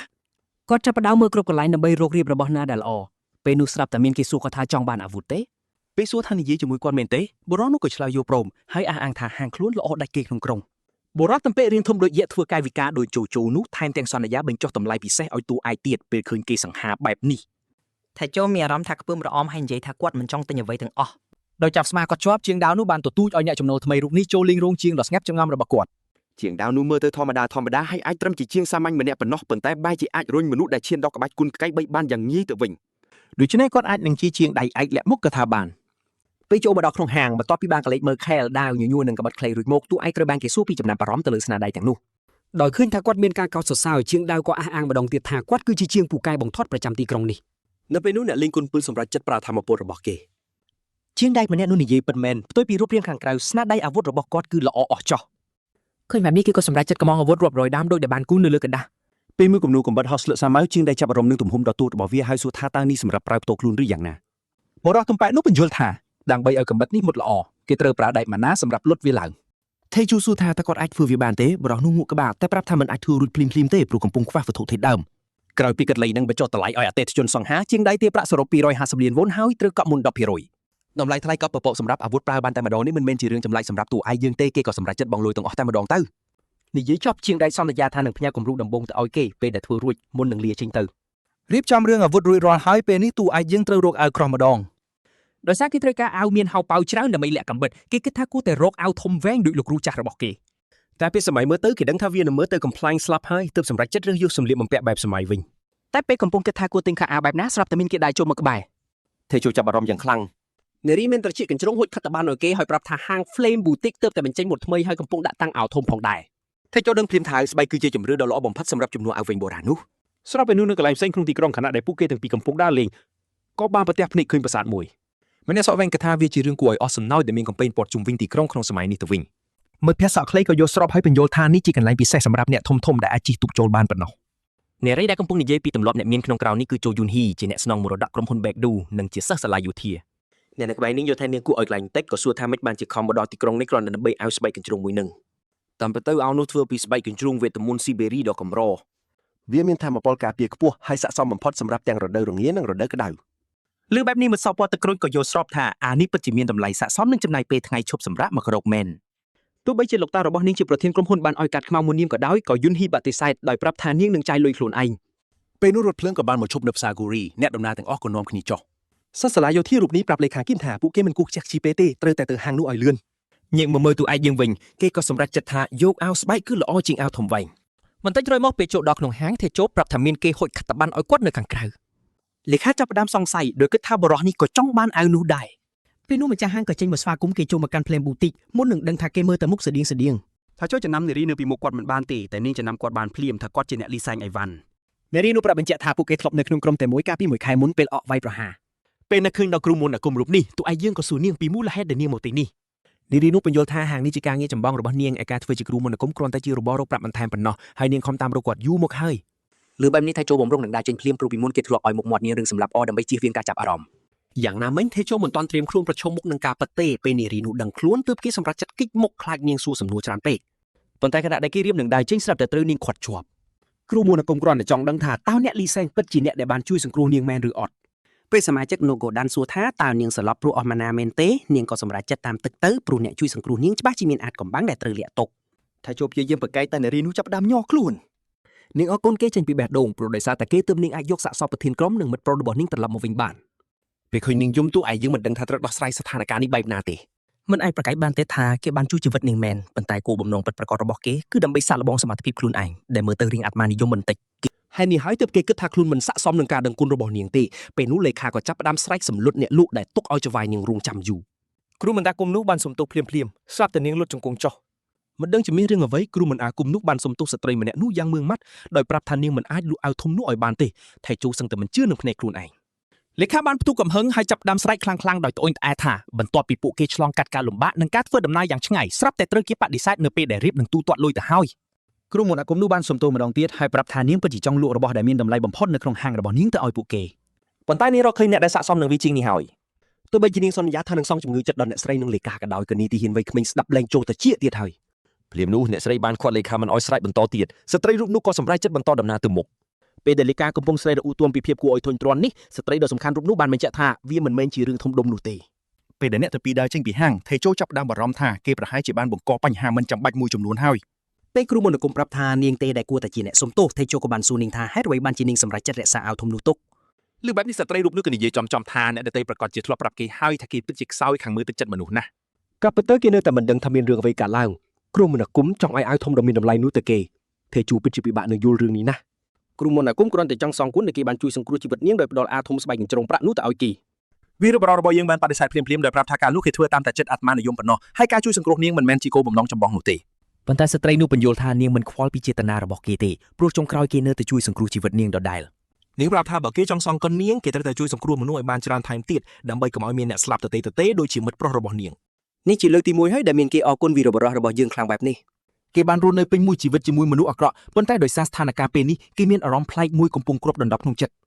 ទោះយ៉ាងណាក្តីតែជូមិនបានស្អប់អារម្មណ៍មួយនេះទេហើយទីបំផុតគេក៏ទទួលយកកាដូនោះដោយក្តីរំភើបគ្រូមន្តអាគមរំភើបចិត្តយ៉ាងខ្លាំងហើយប្រញាប់ទៅវាស់ទំហំខ្លួនឯគេស្របពេលជាមួយគ្នានោះនៅឯពិភពវិញ្ញាណបាត់បង់បរិសុទ្ធចំណាស់មានអារម្មណ៍ថាធុញទ្រាន់យ៉ាងខ្លាំងទេវតាដាវដងប៊ីនសូនីនគ្មានអ្វីត្រូវធ្វើនៅក្នុងកន្លែងចូលនិវត្តន៍ដ៏ធំល្វឹងល្វើយនេះទេក្នុងក្រសែភ្នែកគាត់មនុស្សគ្រប់គ្នាស្លៀកពាក់ធ្វើខ្លួននិងមានរូបរាងដូចគ្នាមានតែមនុស្សម្នាក់ប៉ុណ្ណោះដែលខុសប្លែកពីគេទោះបីជាមកពីពិភពមួយរៀមដូចគ្នាក្តីក៏កំពូលបិសាចពឹសមិនដូចអ្នកដទៃដែរគេបានបដូរម៉ូដសក់និងកាត់សម្លៀកបំពាក់មកពីពិភពផ្សេងដោយខ្លួនឯងគេប្រហែលជាវង្វេងស្មារតីដោយសារពិភពមួយនេះឬក៏ឈួតតាំងពីដើមមកម្លេះ ទេវតាដើរធុញទ្រាន់តែឯងពេកក៏សម្រេចចិត្តសុំឲ្យបរិះនោះបង្រៀនគាត់ពីវិធីធ្វើសម្លៀកបំពាក់បែបនោះគិតរួចគាត់ក៏សម្រេចចិត្តយ៉ាងដាច់ណាត់តែម្ដងដើម្បីបញ្ចុះបញ្ចូលបិសាចពីរគាត់សម្រេចចិត្តជូនកាដូពិសេសមួយនោះគឺផ្លែឈើដែលគេស្គាល់ថាជាផ្លែពេស៊ូគៀនៃពិភពមួយនេះបន្តិចក្រោយមកនៅមណ្ឌលកុមារកំព្រារបស់តកាចាស់នៅជាន់ក្រោមដីដ៏ជ្រៅមួយមានរឿងអាថ៌កំបាំងកំពុងកើតឡើងនៅពីក្រោយទ្វារដែលបិទជិតបន្ទាប់ពីប្រឹងប្រែងអស់ពីកម្លាំងកាយចិត្តតែជូទទួលបានលទ្ធផលជាទីគាប់ចិត្តពេលនោះគេក៏ទទួលបានការហៅទូរស័ព្ទមួយមិនមែនអ្នកណាផ្សេងទេគឺបរិះចំណាស់ម្នាក់នោះដែលទើបតែដឹងថាការផលិតថ្នាំបន្សាបត្រូវបានបញ្ចប់ហងពីអូរំភើបចិត្តយ៉ាងខ្លាំងព្រោះធ្នើររបស់គាត់ស្ទើរតែអស់ហីវ៉ាន់ទៅហើយដែលធ្វើឲ្យតួឯករបស់យើងភ្ញាក់ផ្អើលយ៉ាងខ្លាំងបន្ទាប់ពីព័ត៌មានអំពីថ្នាំបណ្ដេញមូសថ្មីត្រូវបានផ្សព្វផ្សាយហាងទាំងមូលពោពេញទៅដោយអ្នកផ្សងព្រេងគ្រប់ប្រភេទអ្វីដែលរឹតតែអាចារ្យនោះគឺមនុស្សមួយចំនួនដូចជាអ្នកសាក់លបងផលិតផលដំបូងបាននាំគ្នាទិញវាយ៉ាងច្រើនសន្ធឹកសន្ធាប់តែជួបានប្រាប់តាកាឲ្យប្រាប់អ្នកគ្រប់គ្នាថានឹងមានអីវ៉ាន់មកបន្ថែមទៀតហើយម្នាក់អាចទិញបានច្រើនបំផុតត្រឹមតែ2ដបប៉ុណ្ណោះបុរសចំណាស់យល់ព្រមប៉ុន្តែគាត់នៅតែបារម្ភថាថ្នាំក្លែងក្លាយអាចនឹងលេចឡើងនៅពេលណាមួយមិនខានទោះយ៉ាងណាក្តីវារបស់យើងមិនខ្វល់ទេសម្រាប់គេបើមានគេលួចចម្លងពួកគេគ្រាន់តែបង្កើតផលិតផលថ្មីមួយទៀតទៅបានហើយគេដឹងច្បាស់ថាគ្មាននរណាអាចផលិតថ្នាំនេះបានទេបើគ្មានវិជ្ជាវិញ្ញាណពីរនោះដូច្នេះពេលនាយកប្រតិបត្តិរៀបនឹងបិទទូរស័ព្ទដោយប្រាប់ថានឹងកំណត់ការលក់សិនពេលរងចាំអីវ៉ាន់មកដល់តែជូក៏បានសួររកម៉ាស៊ីនវេចខ្ចប់ហើយពេលដែលគេចាប់ផ្ដើមត្អូញត្អែថាការវេចខ្ចប់ថ្នាំប្រើពេលយូរជាងការផលិតវាទៅទៀតនោះ ទៅធ្វើឲ្យគេត្រូវសំងំក្នុងបន្ទប់ពិសោធន៍ដល់ទៅ7ថ្ងៃទីបំផុតគេក៏ទទួលបានការសន្យាថានឹងមានម៉ាស៊ីនមួយក្នុងពេលឆាប់ក្នុងពេលជាមួយគ្នានោះនៅខាងក្រៅបន្ទប់ក្មេងកំព្រាពីរនាក់កំពុងជជែកគ្នាថាអ្នកនៅខាងក្នុងជាខ្មោចឬជាអ្នកសុំទានដែលត្រូវដេញចេញក្មេងប្រុសនោះអះអាងប្រាប់ក្មេងស្រីថាគ្មានខ្មោចនៅក្នុងមូលដ្ឋានសម្ងាត់របស់ពួកគេទេនោះគ្រាន់តែជាជនអនាថាដែលពួកគេត្រូវបណ្ដេញចេញប៉ុណ្ណោះចលនាភ្លាមនោះបានធ្វើឲ្យក្មេងភ្ញាក់ព្រឹត្តពេលនោះទ្វារក៏បើកឡើងហើយស្រមោលដ៏គួរឲ្យខ្លាចមួយក៏លេចចេញពីក្នុងផ្សែងគ្រាន់តែបរោះមុខមាត់គួរឲ្យសង្ស័យនោះហើបមាត់និយាយភ្លាមក្មេងទាំងនោះក៏ភ័យបាសក់តែម្ដងឃើញដូចនោះពួកគេទាំងពីរក៏រត់យកប្រាស់អាយុចេញពីខ្មោចដែលមានក្លិនស្អុយនោះថៃជូដែលចំណាយពេលរាប់ម៉ោងវេចខ្ចប់10ឆ្នាំគិតថាក្មេងទាំងនោះពិតជាឆ្លួយណាស់ដែលហ៊ានហៅគេបែបនេះទូឯកមិនជឿថាក្លិនខ្លួនគាត់អាក្រក់ដល់ថ្នាក់នឹងទេទោះជាមិនបានងូតទឹកពូន2ថ្ងៃក៏ដោយគាត់នឹកឃើញថាមានណាត់ជាមួយមេចាស់ព្រោះកូនចៅម្នាក់បានរត់គេចខ្លួនបាត់ហើយគាត់អាចនឹងយឺតបើនៅតែខាតពេលងូតទឹកពេលនោះស្រាប់តែមានគេដើរចូលមកចិត្តមើលទៅដូចជាស្ត្រីម្នាក់នាងបានលើពីឪពុកនាងថាបរិះរបស់យើងបានសញ្ញេកងត្រាជាមួយគាត់ដើម្បីធ្វើការលើថ្នាំបន្សាបមួយយ៉ាងទូឯកបានបញ្ជាក់ថាគាត់គឺគីមតៃជូហើយបានសួរស្ត្រីនៅពីមុខនោះពីអត្តសញ្ញាណរបស់នាងវិញតាមពិតនាងមកពីមណ្ឌលកុមារកំព្រាហើយមានឈ្មោះថាពីសេយ៉ុងនាងមកទីនេះដើម្បីពិនិត្យមើលខ្មោចដែលក្មេងៗបានប្រាប់នាងសេយ៉ុងក៏ចង់ប្រគល់កញ្ចប់អីវ៉ាន់ពិសេសមួយឲ្យគាត់ដែរពេលអានស្លាកនោះថៃជូដឹងថាវាជាអាវុធសាក់លបងដែលជាងដៃផ្ញើមកខណៈពេលដែលគាត់ថ្លែងអំណរគុណនាងក៏បានជំរុញឲ្យគាត់បន្តទំនាក់ទំនងល្អជាមួយឪពុករបស់នាងបន្តទៀតមុនពេលចេញទៅសេយ៉ុងបានអង្វរគាត់ឲ្យងូតទឹកសិនមុននឹងចាក់ចេញពីមណ្ឌលនេះហើយនាងក៏ដើរបាត់ទៅបន្តិចក្រោយមកក្តីរំភើបបានជំរុញចិត្តគាត់ឲ្យសម្រេចចិត្តលបងមើលកំបិតហោះសាក់លបងនោះសិនមុនពេលចូលងូតទឹកពេលបាក់កញ្ចប់នោះគាត់បានឃើញសម្បត្តិមួយវាជាសម្បត្តិរបស់ជាងដែកដែលសរសេរឌឺដងឲ្យគាត់ប្រាប់វិញបើអាវុធថ្មីនេះត្រូវការកែច្នៃអ្វីបន្ថែមទៀតអញនិយាយបានថាបុរសរបស់យើងមិនចូលចិត្តរឿងបែបនេះទេដូច្នេះគាត់ក៏ហាយសម្បត្តិនោះចោលភ្លាមតែម្ដងថៃជូដែលកំពុងធូរស្បែកចិត្តបានសម្រេចចិត្តទាញកំបិតមួយមកមើលគាត់ពេញចិត្តខ្លាំងណាស់ព្រោះវាមុតស្រួចហើយរឹងមាំល្អលំនឹងរបស់វាល្អអស្ចារ្យហើយកាន់ទៅណែនដៃល្អណាស់ដោយឃើញអាវុធនេះលយបែបនេះបុរសវ័យក្មេងចាប់ផ្ដើមទន្ទឹងរង់ចាំមើលអាវក្រោះរបស់គាត់វិញម្ដងគាត់នឹកឃើញថាគេឲ្យរបស់ថ្លៃនេះដោយឥតគិតថ្លៃតែដោយសាររកលុយបានខ្លះគាត់សម្រេចចិត្តធ្វើរឿងត្រឹមត្រូវដោយព្រមចំណាយលុយទិញវាវិញតែជួបទើបនឹកឃើញថាគាត់ចិត្តអស់ពេលហើយក៏ប្រញាប់រត់ទៅងូតទឹកយ៉ាងលឿនពេលរសៀលបន្តិចនៅក្បែរតំបន់ព្រំដែនសត្វចម្លែកលើភ្នំទូឯករបស់យើងបានទៅជួបក្រុមហាន់ទើបផ្សេងទៀតគាត់បានស្វាគមន៍មេចាស់របស់គាត់ភ្លាមបុរសនោះក៏ទទួលគាត់យ៉ាងកក់ក្ដៅថាជួបបានសុំទោសដែលមកយឺតហើយមេក៏ប្រាប់ថាពួកគេទើបតែមកដល់ដូចគ្នាមុននឹងអរគុណគាត់ដែលមកជួយភ្លាមបែបនេះប៉ុន្តែពេលទូឯកយើងប្រាប់មេថាគាត់គ្រាន់តែចង់សងគុណដែលមេធ្លាប់ជួយគាត់កាលមុនស្រាប់តែមានមនុស្សចន្លោះបោះម្នាក់និយាយកាត់មនុស្សនោះក្តៅក្រហាយដែលអ្នកលីសេងធ្វើឲ្យការបោកបាញ់យឺតយ៉ាងហើយទាមទារឲ្យគាត់សុំទោសជនក្រអ៊ឺក្រទួមនោះជាអ្នកថ្មីមានឈ្មោះថាជេងវ៉ាន់ជូនជាសមាជិកក្រុមវាយឆ្មក់ដែលបានរំលឹកអ្នកទាំងពីរថានេះមិនមែនជាកន្លែងជួបជុំផឹកស៊ីទេថៃជូប្រាប់បរិះនេះឲ្យប្រយ័ត្នសម្ដីបន្តិចហើយបញ្ជាក់ថាគាត់គ្មានហេតុផលអ្វីត្រូវសុំទោសនោះឡើយការត្រូវហានទៅគ្មានកម្រិតម្នាក់តបដបែបនេះធ្វើឲ្យអ្នកប្រើដាវនោះខឹងយ៉ាងខ្លាំងព្រោះគេគិតថាអ្នកលីសែងគួរតែអោនក្បាលសុំទោសថៃជូមានអារម្មណ៍ឆេះឆួលចង់តែសម្លាប់អាមួយនេះចោលភ្លាមតែម្ដងហើយក៏ទើបយល់ថាហេតុអ្វីម្នាក់មុនដែលគាត់មកជំនួសលួចរត់បាត់ពេលនោះគេបានពន្យល់គាត់ថាការពិន័យលើការខកកុងត្រាគឺខ្ពស់ណាស់ហើយទាមទារឲ្យគាត់តាំងអារម្មណ៍ឲ្យស្ងប់បំផុតខណៈការជាប្រមាថនៅតែបន្តធ្លាប់ត្រូវគេមើងងាយមួយជីវិតទៅហើយតែជូក៏សម្រេចចិត្តសុំទោសឲ្យចប់រឿងទៅពេលនេះសមាជិកផ្សេងទៀតបានប្រាប់អ្នកប្រើដាវឲ្យឈប់ខាត់ពេលព្រោះពួកគេដឹងថាគេពិតជារៀបនឹងកាប់អ្នកលីសែងនោះមែនភ្លាមនោះពេលដែលមេចាប់ផ្ដើមសុំទោសទូឯកយើងមេក្រុមក៏បានបញ្ជាឲ្យគ្រប់គ្នាចាប់ផ្ដើមចេញដំណើរតែម្ដងថាយូមានការសង្ស័យយ៉ាងខ្លាំងពេលដឹងថាពួកគេទៅវាយឆ្មក់ដែលត្រូវការមនុស្ស15នាក់ដោយមានគ្នាត្រឹមតែ7នាក់ប៉ុណ្ណោះគាត់សម្រេចចិត្តពមៀងក្រុមនេះថាទោះបីជាការកាត់បន្ថយសមាជិកដើម្បីសន្សំថ្នាំបន្សាបមូសកំពុងពេញនិយមក៏ដោយតែការងារនេះត្រូវការមនុស្សច្រើនជាងនេះអ្នកប្រដាល់បានកំហុសឲ្យអ្នកលីសែងដែលហ៊ានតមាត់ជាមួយគេប៉ុន្តែទៀនហួរបានបញ្ជាក់ថាក្នុងករណីដែលគាត់ជួបគ្រោះថ្នាក់គាត់នឹងបញ្ចូលរួមក្នុងការវាយឆ្មក់នេះឡើយពេលនោះសមាជិកក្រុមម្នាក់បាននិយាយថាគេទ្រាំលែងបានជាមួយមនុស្សដែលចិត្តងាប់បែបនេះទៀតហើយរឿងនេះធ្វើឲ្យតួឯកចាប់អារម្មណ៍យ៉ាងខ្លាំងវ៉ាន់ជុនសម្រេចចិត្តសម្លាប់ជនក្រអឺកጧមនោះភ្លាមតែម្ដង មេក្រុមឈ្មោះខ្វាន់ដងសុករំលឹកសមាជិកខ្លួនថាពួកគេត្រូវការអ្នកលីសែងហើយគម្រាមសម្រាប់តេអូបើគេនៅតែបន្តតមាត់ទៀត វ៉ាន់ទូនិយាយថាអ្នកលីសេងនៅទីក្រុងសារីប្រកាសជារស់នៅស្រួលណាស់បានជាគេមិនធ្លាប់ឃើញអ្នកណាហ៊ានតមាត់រឿងចំនួនសមាជិកក្រុមបែបនេះសោះមេក្រុមនិយាយលេងថាបើនៅតែជេរអ្នកលីសេងទៀតគេអាចនឹងលួចរត់បាត់ ចឹងគ្រូដៅតបថាគេនឹងសម្លាប់គាត់ចោលតែម្ដងទៅភៀវទ្រាំលែងបានទៀតហើយក៏ចាប់ដើមគិតថាតើគាត់គួរតែសម្លាប់ពួកថោកទាបនេះចោលជាងការទ្រាំឲ្យគេជេរព្រោះពេលនេះគាត់ខ្លាំងគ្រប់គ្រាន់ទៅហើយនិយាយចប់មេក្រុមបានប្រាប់ឲ្យសមាជិកទាំងអស់ផឹកថ្នាំបន្សាបរបស់ពួកគេមុនពេលចាប់ផ្ដើមចេញដំណើរ ក្រោយមកមេក៏បានសុំទោសទូឯកដែលនាំបញ្ហាឲ្យគាត់ច្រើនបែបនេះ ចឹងធីអូក៏តបថាមិនអីទេហើយសួរថាតើមានគ្នាតែ7នាក់ពិតជាមិនអីមែនទេ ថ្ងៃនេះតំបន់បរបាញ់គឺនៅតំបន់សត្វ Bluetooth Martin ហើយដោយសារមានថ្នាំបន្សាបពេលនេះក្រុមនីមួយៗត្រូវការមនុស្សទៅជាមុនហើយមិនចាំបាច់ពាក់ខោអាវការពារសត្វល្អិតទៀតទេដើម្បីបន្តដំណើរការទៅមុខ មេក្រុមបាននិយាយថាវាពិតជាមានអារម្មណ៍សុវត្ថិភាពដែលមានអ្នកថ្មី2នាក់នៅខាងពួកគេមុនពេលហុចដបថ្នាំបន្សាបមួយឲ្យទទួលឯករបស់យើង ថេអូបានទទួលយកផលិតផលខ្លួនឯងទាំងស្នាមញញឹមស្របពេលដែលកំពុងគិតថាតើវាបានជួយមនុស្សច្រើនប៉ុណ្ណាគេចាប់ផ្ដើមនឹកឃើញពីរបៀបដែលគ្រូមន្តអាគមបានប្រាប់គេថាដើម្បីសងគុណនាងគេគ្រាន់តែត្រូវជួយសង្គ្រោះមនុស្សឲ្យបានច្រើនកុំឲ្យស្លាប់ដោយទទេបែបនេះប៉ុន្តែទោះបីជាសមត្ថភាពថ្មីរបស់គេបានជួយសង្គ្រោះជីវិតមនុស្សរាប់មិនអស់ពីសត្វមូសក្តោយវាក៏បានជះឥទ្ធិពលដល់គេដែរពីរដងចប់គ្នាថាជូមិនមានអារម្មណ៍ស្ទាក់ស្ទើរសោះពេលគិតចង់សម្លាប់សមាជិកក្រុមទាំងនោះមូលហេតុចម្បងគឺដោយសារទំនាក់ទំនងរបស់គេជាមួយនឹងបិសាចពឹសកំពូល បរោះនោះមិនចេះអត់អន់ឲ្យទេហើយតែងតែផ្ដោតលើការសម្លាប់អ្នកដែលធ្វើខុសលើខ្លួនដោយសារការចែករំលែកព្រលឹងតួឯងយើងបានទទួលបេះដូងពឹសរបស់គេប៉ុន្តែគេមិនប្រឆាំងនឹងរឿងនេះទេព្រោះខ្លួនឯងពិតជាគ្មានអំណាចអាចរស់រាននៅលើផែនដីបានឡើយបន្តមកខៃជូបានប្រាប់ឲ្យមេក្រុមនៅក្បែរគេប៉ុន្តែបរោះនោះបានប្រកែកថាទោះបីជាមានឈ្មោះអាក្រក់ក៏ដោយវាមានសុវត្ថិភាពជាងសម្រាប់គាត់ក្នុងការនៅក្បែរអ្នកដាស់ធម្មពលម្នាក់នោះ តួឯងបានបញ្ជាក់ថាគេពិតជានិយាយមែនទែនព្រោះគេអាចមានអារម្មណ៍ដឹងពីវត្តមានដ៏ខ្មាំងងងឹតខ្លះនៅជ្រៅក្នុងព្រៃវាគឺជាសត្វចម្លែកដ៏កែសាហាវដែលកំពុងតម្រង់ក្រញាំរបស់វាមករកពួកគេថ្ងៃមួយនៅក្នុងមូរិមពេលដែលត្រកូលជូតកំពុងឆេះសន្ធោសន្ធៅអ្នកដែលនៅពីក្រោយរឿងនេះបានបង្ហាញខ្លួនបរិសុទ្ធចំណាស់នៅលើដីមានអារម្មណ៍ថាខ្លួនឯងអស់កម្លាំងនិងរបួសយ៉ាងធ្ងន់ធ្ងរជួជនដែលជាមេតកូលបានស្រែកដាក់ដេងអាណុកដែលហ៊ានបង្កបញ្ហាយ៉ាងច្រើនដល់ពួកគេបែបនេះនៅពេលនោះម្ចាស់ពីម្នាក់នេះបានចាប់ផ្ដើមសើចចំអកឲ្យបិសាចរន្ទះគេថែមទាំងបានចង្អុលបង្ហាញថាបរិសុទ្ធចំណាស់នៅចំពោះមុខគេនិងសមាជិកត្រកូលផ្សេងទៀតបានសហការជាសម្ងាត់ជាមួយនឹងលទ្ធិបិសាចផងដែរមេត្រកូលបានស្រែកថានេះគឺជាការរៀបចំអន្ទាក់ដោយសារពួកគេគឺជាត្រកូលមួយក្នុងចំណោមត្រកូលធំទាំង5 ប៉ុន្តែអ្នកគ្រប់គ្រងដាវនោះបានបញ្ជាក់ថាអ្នកដើរតាមលទ្ធិបិសាចទាំងអស់សុទ្ធតែជាពួកអ្នកកុហកមុនពេលបោះអ្វីមួយឲ្យគាត់បុរសចំណាស់ពិតជារន្ធត់ចិត្តយ៉ាងខ្លាំងក្បាលរបស់កូនប្រុសគាត់បានខ្ទាតមកដល់ជើងគាត់បិសាចពឹសបាននិយាយថានេះគឺជាអ្វីដែលគាត់សមនឹងទទួលដោយសារតែហ៊ានលះបង់ជនស៊ីវិលដើម្បីបង្កើតថ្នាំឈាមបិសាចនោះបន្ទាប់មកគេបានឌឺដងឲ្យគាត់ថាវាជាអន្ទាក់ម្ដងទៀតទៅបិសាចពឹសស្អប់ខ្ពើមខ្លាំងណាស់ចំពោះមនុស្សដោយបិសាចរន្ទះដែលលះបង់អ្នកខ្សោយដើម្បីតែប្រយោជន៍ខ្លួនឯងនៅពេលនោះបរិសុទ្ធចំណាស់បានព្យាយាមតថ្លៃដូរយកជីវិតដោយសន្យាផ្ដល់ព័ត៌មានពីបិសាចឋានសួគ៌ជាការដោះដូរទោះជាយ៉ាងណាបរិសុទ្ធក្មេងនោះមិនអាចមើលរំលងការពិតដែលថាប្រលឹងរាប់មិនអស់បានស្លាប់ដោយសារតែអំពើបាបរបស់បិសាចរន្ទះឡើយសម្រាប់ហេតុផលនោះគេក៏សម្រេចចិត្តដាក់ទោសគាត់ភ្លាមតែម្ដងហើយភ្លាមនោះដែរភ្លៀងដាវពេះក៏បានធ្លាក់មកលើខ្លួនគាត់ផ្នែកម្ខាងទៀតរបស់ទូឯកយើងក៏ពិតជាចង់ដាក់ទោសបែបនេះទៅលើបិសាចឋានសួគ៌ដូចគ្នាដែរត្រឡប់មកបច្ចុប្បន្ននៅលើផែនដីវិញសមាជិកក្រុមមានអារម្មណ៍ធូរស្រាលពេលឃើញថាការបរបាញ់ម៉ាតែនខ្លាយជាការងារស្រាលព្រោះពួកគេមិនបាច់បារម្ភពីសត្វមូសទៀតទេអ្នកកាន់ដាវរំភើបយ៉ាងខ្លាំងនឹងរបស់របរដ៏ច្រើនព្រមទាំងចំអកឲ្យកំសាកដែលសង្ស័យពីភាពជោគជ័យពួកគេដោយថាគេនឹងនៅតែជាអ្នកលីសែងរហូតថេអូព្យាយាមទប់កំហឹងរបស់ខ្លួនព្រោះក្រុមនេះជោគជ័យទៅបានក៏ដោយសារតែថ្នាំបន្សាបដែលគេបានបង្កើតប៉ុណ្ណោះមកដល់ចំណុចនេះគេពិតជាចាប់ផ្ដើមគិតចង់សម្លាប់ពួកគេមែនទែនហើយប៉ុន្តែចុងក្រោយគេបានសម្រេចចិត្តមិនយកពួកគួរឲ្យរំខានទាំងនេះធ្វើជាគោលដៅដំបូងសម្រាប់កំបិតចោលថ្មីរបស់គេឡើយទេអូដឹងយ៉ាងច្បាស់ថាក្រុមនេះនឹងជួបការលំបាកខ្លាំងក្នុងការបរបាញ់សត្វទាំងនោះប្រសិនបើគ្មានថ្នាំបន្សាបរបស់គេទេនោះទោះយ៉ាងណាគេនៅតែសង្ស័យពីសមត្ថភាពរបស់ពួកគេក្នុងការតទល់នឹងអ្វីដែលកើតឡើងបន្តម្ដងទៀតតួឯងបានព្រមានមេក្រុមពីគ្រោះថ្នាក់ដែលជិតមកដល់ហើយប្រាប់ឲ្យគាត់នៅក្បែរប៉ុន្តែបរិសុទ្ធនោះពិតជាមានការភ័ន្តច្រឡំទេអូបានប្រាប់ថាពួកគេនឹងត្រូវប្រឈមមុខនឹងបញ្ហាដ៏សាមញ្ញមួយប្រចាំភ្នំនេះនោះគឺការវាយប្រហារពីសត្វសាហាវគ្រាន់តែឃើញសត្វនោះភ្លាមមេក្រុមក៏ចាប់ផ្ដើមញ័រខ្លួនអ្នកទាំងអស់គ្នាពិតជាភ័យរន្ធត់ចំពោះរូបរាងរបស់ឆ្កែចចករោមក្រហមមួយនោះប៉ុន្តែទេជូបានធានាប្រាប់មេក្រុមថាគ្មានអ្វីត្រូវខ្លាចទេហើយប្រាប់ឲ្យគាត់កាន់កាបូបស្ពីរបស់គេដែលធ្វើឲ្យគាត់កាន់តែឆ្ងល់ឆ្កែចចកនេះគឺជាគូប្រកួតដែលតម្រូវឲ្យមានអ្នកខ្លាំងធម្មតាម្នាក់ដើម្បីអាចដោះស្រាយជាមួយវាបា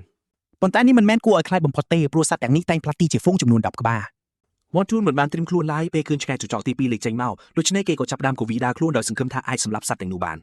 ប៉ុន្តែឆ្កែចចកនោះបានគេចពីមុខដាវយ៉ាងលឿនឃើញបែបនេះអ្នកកាន់ដាវក៏ចាប់ផ្ដើមសួរមេក្រុមពីបញ្ជារបស់គាត់ប៉ុន្តែមេក្រុមរូបនោះគឺបានចាប់ផ្ដើមរត់គេចខ្លួនបាត់ទៅហើយ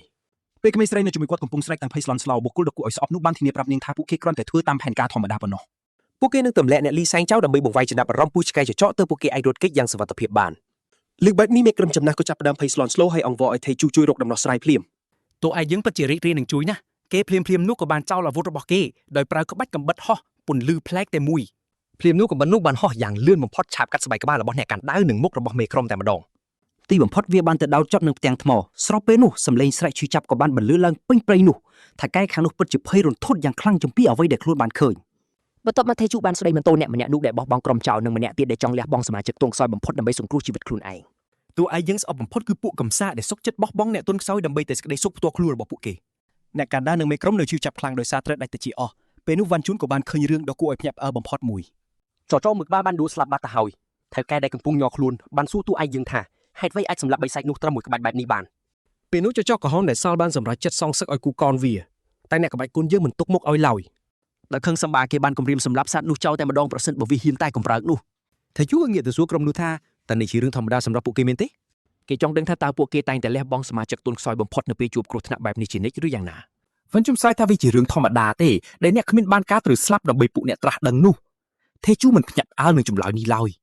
ដូច្នេះគេក៏សម្រេចចិត្តឲ្យក្រុមនេះស្គាល់រសជាតិនៃទង្វើខ្លួនឯងម្ដងភ្លាមនោះគេបានរំកិលខ្លួនទៅកន្លែងមានសុវត្ថិភាពយ៉ាងលឿនរួចថេជូក៏បញ្ជាឲ្យពួកគេប្រយុទ្ធតែម្ដងទៅ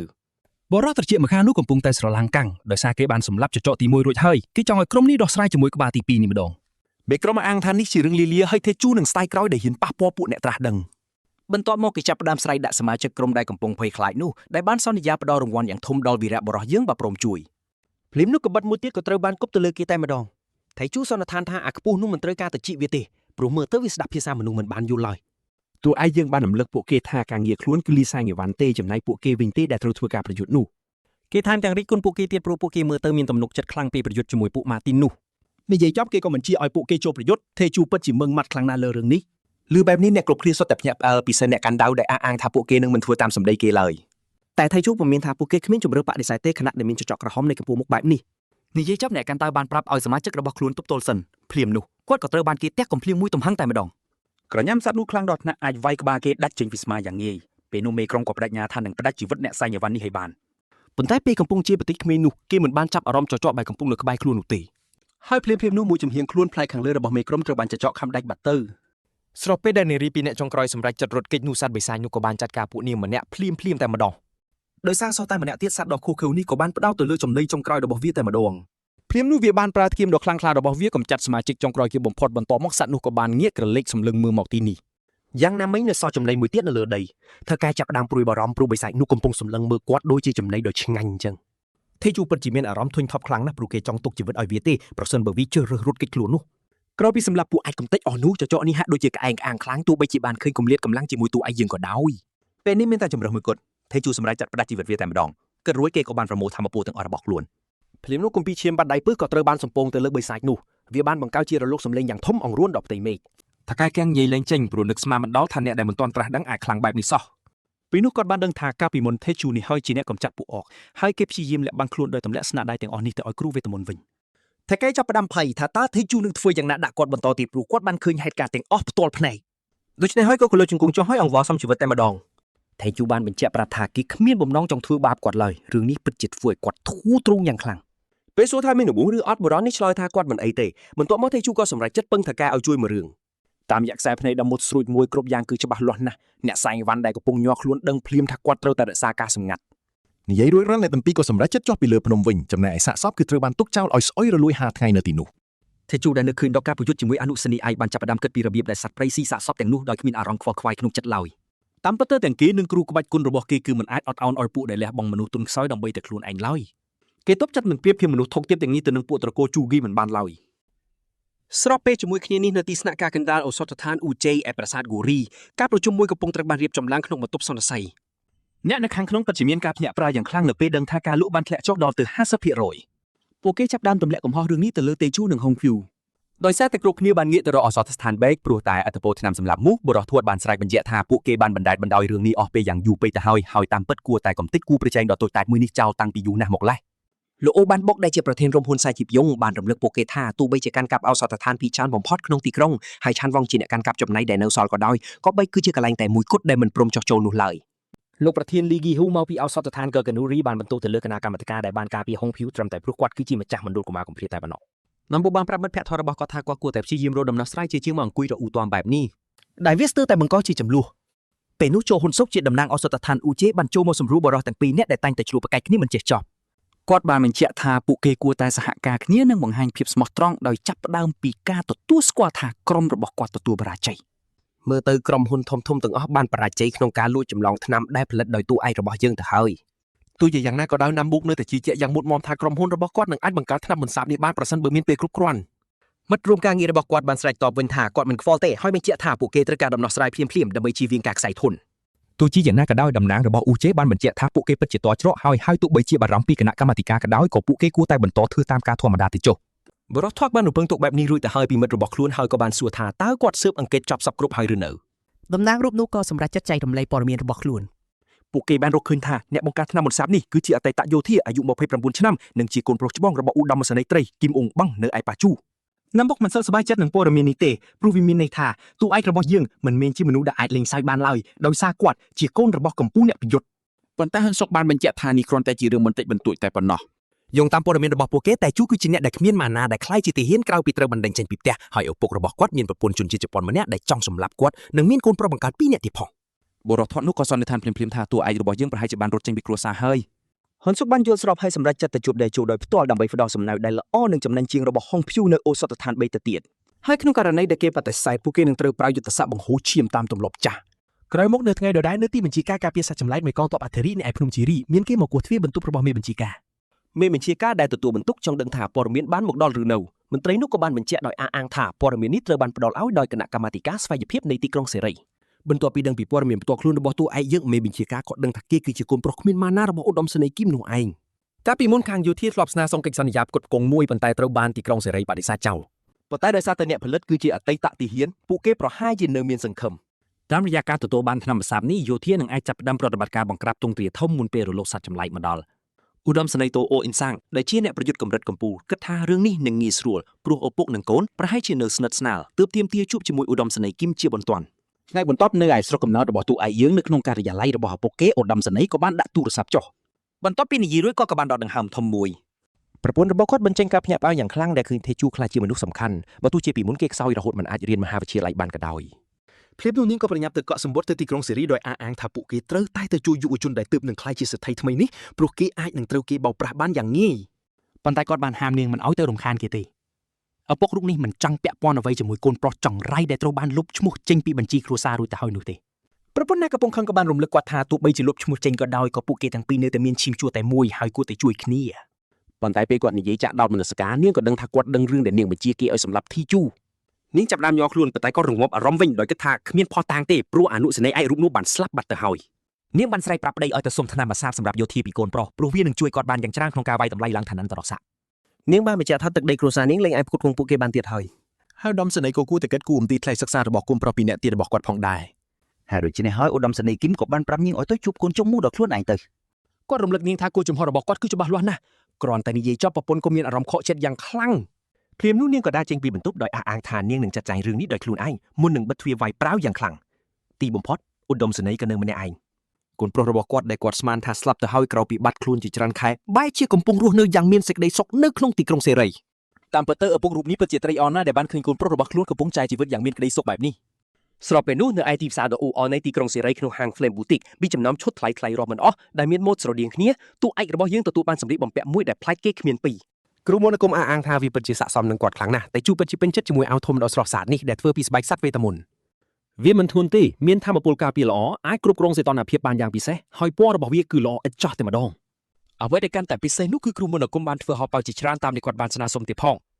នារីដែលធ្លាប់គិតថាសំណានេះចម្លែកបានយល់អត្ថន័យរបស់វាពេលឃើញតែជូប្រើប្រាស់អាវុធច្រើនមុខហើយនាងក៏សួរថាតើគាត់ជា Hunter ឬយ៉ាងណាតែជូសម្រាប់ចិត្តបង់ប្រាក់ចំនួន 3.4 ពាន់លានវុនសម្រាប់អាវធំថ្មីនេះប៉ុន្តែគ្រូមន្តអាគមប្រាប់ថានាងគ្រាន់តែចង់សងគុណគាត់តែប៉ុណ្ណោះវីរបុរសរបស់យើងបានលើកឡើងថានាងប្រកាសជាពិបាកចិត្តខ្លាំងដោយសារតែគាត់ព្រោះកាដូមួយនេះគឺនាងបានត្រៀមទុកសម្រាប់នរណាម្នាក់ផ្សេងរួចទៅហើយប៉ុន្តែគ្រូមន្តអាគមបញ្ជាក់ថានាងបានសងជំងឺចិត្តអតិថិជនម្នាក់នោះរួចរាល់ហើ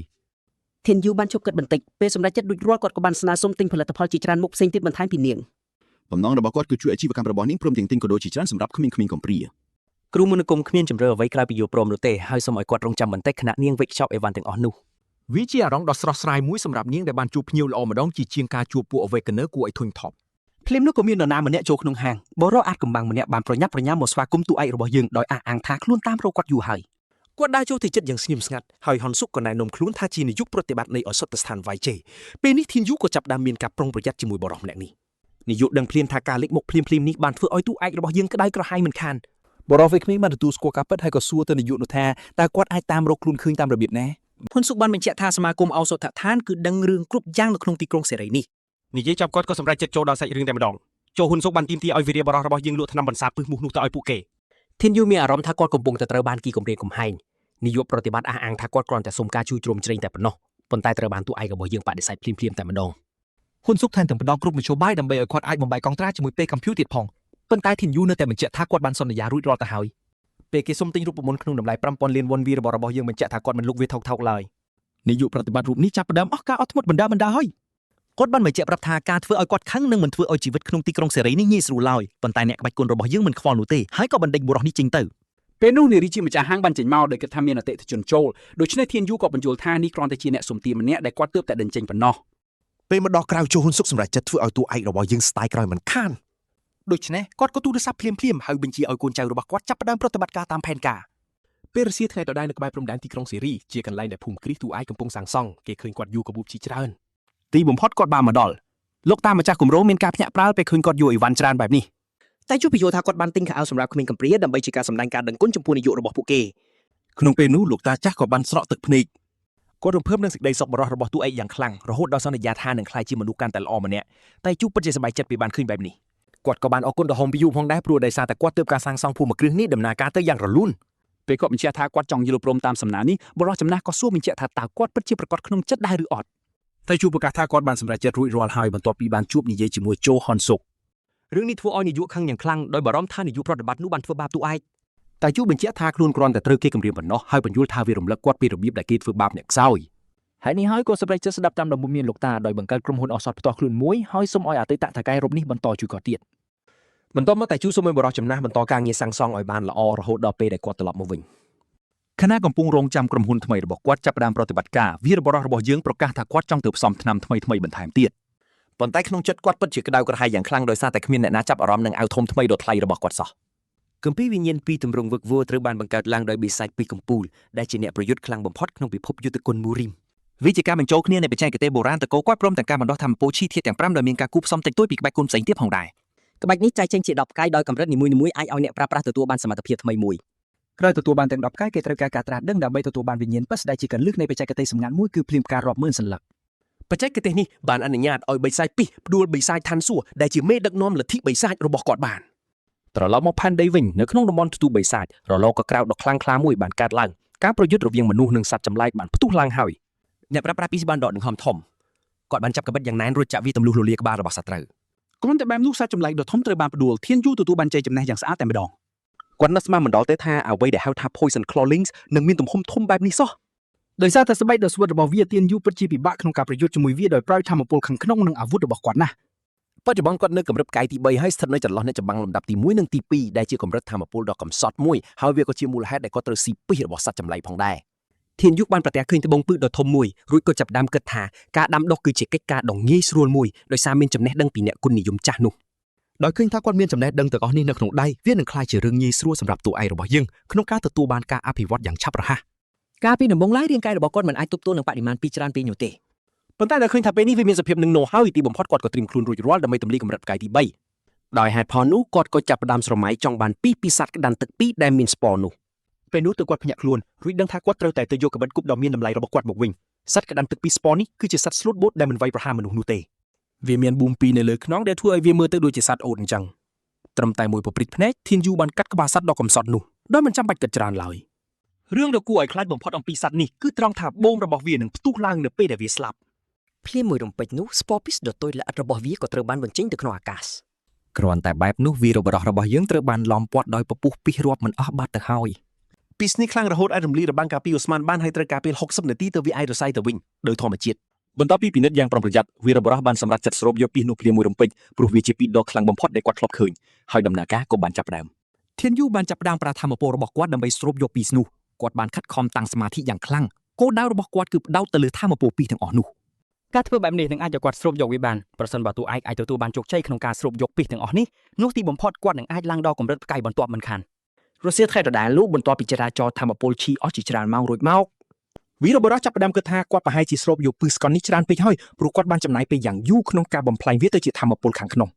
ដោយសារផែនដីមានជម្រើសពីច្រើនជាពិភពយុទ្ធគុណវីរបុរសរបស់យើងត្រូវបានធានាថានឹងអាចវិវត្តខ្លួនយ៉ាងឆាប់រហ័ស គាត់បដិសេធមិនព្រមជួបប្រទេសនឹងភាពទន់ខ្សោយម្ដងទៀតឡើយតាមពិតទៅគាត់លែងចង់អោនក្បាលនៅចំពោះមុខអ្នកណាទៀតហើយ ជាមួយនឹងលទ្ធផលនោះបន្ទាប់ពីការខិតខំប្រឹងប្រែងអស់ជាច្រើនម៉ោងទីបំផុតថៃជូគីមក៏អាចឡើងដល់កម្រិតផ្កាយទី4និយាយចប់គាត់ក៏បានក្រោកឈរឡើង ការធ្វើដំណើរទៅកាន់ភ្នំរបស់គាត់គឺចំណាយពេលយូរជាងការរំពឹងទុកទៅទៀតពិតណាស់គាត់អាចកាន់តែរឹងមាំហើយថែមទាំងរកឃើញថ្នាំបន្សាបសម្រាប់ពឹសរបស់ក្តាន់ទឹកនោះទៀតផងដូច្នេះហើយថៃជូក៏សម្រេចចិត្តត្រឡប់ទៅផ្ទះវិញដោយឃើញថាគាត់កំពុងបារម្ភពី YJ Pharmacy គាត់ក៏មិនចង់ខ្ជះខ្ជាយពេលយូរទៀតនោះទេ យប់នោះនៅឯហាងលក់ថ្នាំរបស់ថកែចាស់ទីបំផុតវីរបុរសរបស់យើងក៏បានដាក់កាបូបស្ពាយរបស់គាត់ចុះ ថៃជូបានប្រញាប់ទៅរាក់ទាក់បុរសចំណាស់នោះគាត់ស្មានថាអ្វីប្រកាសជាដំណើរការល្អហើយដោយមើលឃើញថារបស់នៅលើធ្នើត្រូវបានលក់អស់លីង បែកបានបង្ហាញពីការព្រួយបារម្ភរបស់គាត់ព្រោះទោះឯងបាត់មុខឈឹង15ថ្ងៃជាប់គ្នាអ្នកទទួលភ្ញៀវដែលកំពុងបារម្ភនោះក៏បានស្វាគមន៍ការត្រឡប់មកវិញរបស់គាត់ដែរថៃជូបានសុំទោសហើយពន្យល់ថាគាត់ត្រូវផ្ដោតលើការហ្វឹកហាត់និងការស្រាវជ្រាវមុននឹងសួរនាំអំពីបញ្ហាដែលកំពុងកើតឡើង ការពិតទៅក្រុមហ៊ុនឱសថជាច្រើនបានដកផលិតផលរបស់ពួកគេចេញពីធ្នើហើយក៏មិនចង់ផ្គត់ផ្គង់បន្ថែមទៀតនោះទេអ្វីដែលកើតអាក្រក់នោះគឺនាយកដ្ឋានអនុម័តអាសតនៃគណៈកម្មាធិការស្វ័យភាពបានស្នើសុំបញ្ជីគ្រឿងផ្សំនៃថ្នាំបន្សាបដើម្បីត្រួតពិនិត្យមើលផលប៉ះពាល់របស់វាតែជូដឹងខ្លួនភ្លាមមួយរំពេចតែម្ដងថាជូហ៊ុនស៊ុកគឺជាអ្នកនៅពីក្រោយរឿងទាំងអស់នេះម្ចាស់ហាងបានបញ្យល់ថានេះគឺជាល្បិចកលដ៏សាហាវរបស់នាយកប្រតិបត្តិហើយថែមទាំងប្រាប់វីរបុរសទៀតថាជននោះគឺជាអធិរាជដ៏ធំប្រចាំគណៈកម្មាធិការនេះលើពីនេះទៅទៀតការបដិសេធមិនព្រមបន្តបញ្ជីគ្រឿងផ្សំនឹងធ្វើឲ្យផលិតផលនេះត្រូវហាមឃាត់មិនឲ្យលក់តែម្ដង បន្ទាប់ពីពិចារណាយ៉ាងល្អិតល្អន់តៃជូបានដឹងថាសត្រូវប្រកាសជានៅមានបញ្ហាច្រើនទៀតរៀបចំទុកសម្រាប់ពួកគេមិនខាន ពពួកជនថោកទាបទាំងលោកកំពុងធ្វើសកម្មភាពដោយអ្វីដែលគាត់រំពឹងទុកទើបបានជាវីរបុរសយើងសម្រាប់ចិត្តវាយលោកសត្រូវវិញឲ្យភ្ញាក់ផ្អើលតែម្ដងដូច្នេះហើយតៃជូក៏បានស្នើទៅហងភៀវឲ្យវិបកទៅលើការគម្រាមកំហែងរបស់គណៈកម្មាធិការប៉ុន្តែធ្វើការហាងហាក់មិនសូវយល់ពីអត្ថន័យរបស់គាត់ឡើយ តួឯករបស់យើងបានអះអាងថាពួកគេគួរតែឈប់លក់ផលិតផលរបស់ខ្លួនដោយសារតែវាមានពាក្យចចាមអារាមថាមានផលប៉ះពាល់ដល់អ្នកប្រើប្រាស់ពេញមួយយប់នោះនៅឯមណ្ឌលកុមារកំព្រាផ្សែងបានហុយពេញអាកាសហើយសាច់ក៏ត្រូវបានគេអាំងយ៉ាងឈ្ងុយឆ្ងាញ់ផងដែរ អ្នកមណ្ឌលកុមារកំព្រាទាំងអស់ព្រមទាំងភ្ញៀវកិត្តិយសរបស់ពួកគេផងនោះកំពុងតែជប់លៀងអាំងសាច់ទូចមួយយ៉ាងសប្បាយរីករាយ គ្រាន់តែខាំញ៉ាំមួយម៉ាត់ថៃជូហាក់ដូចជាគាំងស្មារតីតែម្ដងសាច់ដែលគាត់ទើបតែបានភ្លក់អំបាញ់មិញនេះពិតជាមានរសជាតិឆ្ងាញ់ដូចអាហារឋានសួគ៌អញ្ចឹង រសជាតិនៃហ្វេក្តានទឹកពីពពានេះត្រូវបានគេចាត់ទុកថាជាសាច់ដែលឆ្ងាញ់ជាងគេបំផុតនៅក្នុងចក្រភពទាំងមូល ថៃជូបានដឹងយ៉ាងឆាប់រហ័សថាពាក្យចចាមអារាមអំពីការដែលអធិរាជប្រមូលសាកសពសត្វដានទាំងអស់ដែលអាចបន្សាបជាតិពុលបាននោះគឺជារឿងពិតប្រាកដមែន ការដែលគាត់បានរៀបចំថ្នាំបន្សាបដើម្បីទប់ទល់នឹងជាតិពុលនេះគឺជាជំរឿដ៏ល្អបំផុតដែលគាត់ធ្លាប់ធ្វើ ដំបូងឡើយតួឯករបស់យើងគ្រាន់តែចង់ការពារជនស៊ីវិលពីជាតិពុលរបស់សត្វក្តាន់បើសិនជាមានការវាយលុកពីសត្វចម្លែកវេទមន្តប៉ុណ្ណោះប៉ុន្តែពេលនេះស្ថានភាពគឺខុសប្លែកពីមុនស្រឡះតែម្ដង គេអាចនិយាយបានថាម្ហូបដ៏ឈ្ងុយឆ្ងាញ់នេះពិតជាធ្វើឲ្យញៀនដែលជាហេតុធ្វើឲ្យតួឯកគិតថាគាត់គួរតែចាប់ផ្ដើមបើកអាជីវកម្មលក់សាច់ក្តាន់នេះតែម្ដងគាត់ចាប់ផ្ដើមសម័យមើលថាតើអធិរាជដែលល្បីល្បាញខាងជំនាញដាវកម្រិតកំពូលនឹងក្លាយជាអតិថិជនលេខ1របស់គាត់យ៉ាងដូចម្តេចដោយសារតែទ្រង់ញៀននឹងរសជាតិសាច់នេះ នៅពេលនោះនាយកក៏បានសម្រេចចិត្តនិយាយពាក្យពីរបីម៉ាត់ហងភៀវបានថ្លែងអំណរគុណដល់តួឯកដែលបានផ្ដល់ឲ្យពួកគេនៅអាហារដ៏ឈ្ងុយឆ្ងាញ់នេះគាត់ថែមទាំងបានសរសើរដល់តួឯកដែលបានបង្កើតថ្នាំបន្សាបសម្រាប់ជាតិពុលរបស់សត្វក្តាន់ទឹកនោះទៀតផង ទោះជាយ៉ាងណាក៏ដោយបុរសនោះបានបញ្ចេញក្តីបារម្ភរបស់គាត់អំពីការដែលពួកគេបិទឱសថដ្ឋានអស់រយៈពេលយ៉ាងយូរនោះ ប៉ុន្តែតៃជូបានបញ្យល់ថាធ្វើបែបនេះគឺល្អជាង ពេលវេលានឹងបង្ហាញលទ្ធផលហើយបញ្ជាក់ថាអ្នកណានឹងរងទុក្ខខ្លាំងបំផុតនៅពេលដែលពួកគេឈប់លក់ថ្នាំបន្សាបនេះ នៅថ្ងៃមួយក្នុងសប្តាហ៍ជីនស៊ូមានអារម្មណ៍ធុញថប់យ៉ាងខ្លាំងដោយសារឱសថដ្ឋានបានបិទទ្វាររហូតដល់5ថ្ងៃជាប់ៗគ្នាហើយគាត់ក៏ចិត្តអស់ថ្នាំបន្សាបប្រើប្រាស់ទៅហើយដែរ អ្នកខ្លះចាប់ផ្ដើមសង្ស័យថាពាក្យចចាមអារាមដែលថាថ្នាំបន្សាបនោះមានផលប៉ះពាល់ធ្ងន់ធ្ងរគឺជារឿងពិតដោយអះអាងថាវាបានបង្ខំឲ្យម្ចាស់ចាស់ត្រូវតែបិទហាងរបស់គាត់តែម្ដង ក្រោយពីបានឮបែបនេះអ្នកសាក់លបងបេតាមានអារម្មណ៍ខឹងសម្បារយ៉ាងខ្លាំងនៅពេលដែលឃើញមនុស្សពីរនាក់នេះនាំគ្នានិយាយដើមគេគ្រាន់តែដើម្បីជាការកំសាន្តបែបនេះ ប៉ុន្តែពេលដែលគាត់ព្យាយាមចូលទៅអន្តរាគមន៍ស្រាប់តែមានគេបញ្ឈប់គាត់ភ្លាមៗ លីយុនសេនៅទីនោះដើម្បីរក្សាសណ្ដាប់ធ្នាប់ វត្តមានរបស់ប្រធានក្រុមឃ្លាំមើលបានធ្វើឲ្យហ្វូងមនុស្សផ្ដុំគ្នាហើយនាំគ្នានិយាយដើមថាឱសថដ្ឋាន YJ Pharmacy មានទំនាក់ទំនងជាមួយគណៈកម្មាធិការ ប្រធានក្រុមបានសុំឲ្យគ្រប់គ្នាបន្តដំណើរទៅមុខទៀតមុនពេលបញ្យល់ថាគណៈកម្មាធិការបានសម្រេចចិត្តហាមឃាត់ការលក់ថ្នាំបន្សាបនេះរហូតទាល់តែពួកគេអាចត្រួតពិនិត្យរូបមន្តរកមើលផលប៉ះពាល់សិន ពេលនោះអ្នកសាក់លបងបេតាបានស្រែកឡើងថាវាគ្មានផលប៉ះពាល់អ្វីនោះទេហើយបើសិនជាគ្មានថ្នាំបន្សាបមួយនេះទេនោះ ពួកគេនឹងត្រូវប្រើសម្លៀកបំពាក់ការពារសត្វល្អិតម្ដងទៀតជាមិនខាន នៅពេលការត្អូញត្អែររបស់សាធារណជនកាន់តែខ្លាំងឡើងប្រធានក្រុមឃ្លាំមើលមិនអាចទប់ស្នាមញញឹមចំអករបស់គាត់បានឡើយ គាត់មានអារម្មណ៍ទន់ថប់ដោយសារតែអ្នកនៅក្រោមបង្គាប់គាត់ហ៊ាននិយាយតវ៉ាជាមួយគាត់បែបនេះ ប៉ុន្តែនៅទីបំផុតគាត់បានសម្រេចចិត្តមិនបញ្ចេញដាវរបស់គាត់លើពួកគេឡើយហើយចាប់ផ្ដើមគិតថាវាពិតជាគួរឲ្យធុញណាស់ដែលមន្ត្រីរដ្ឋបាលបង្ខំឲ្យគាត់ធ្វើរឿងនេះដូច្នេះនៅពេលដែលគ្រប់គ្នាបន្តដំណើររបស់ពួកគេទៅមុខទៀតអតិថិជនស្មោះត្រង់តែម្នាក់គត់នោះបានសម្រេចចិត្តក្រោកឈរតវ៉ាឃើញបែបនេះប្រធានក្រុមឃ្លាំមើលក៏សួរតើគាត់មានអំណាចគ្រប់គ្រងភាពក្រអឺកតុំរបស់គាត់ដែរឬទេគ្រាន់តែប៉ុណ្ណឹងជីនស៊ូក៏រត់ចេញពីទីនោះបាត់ទៅ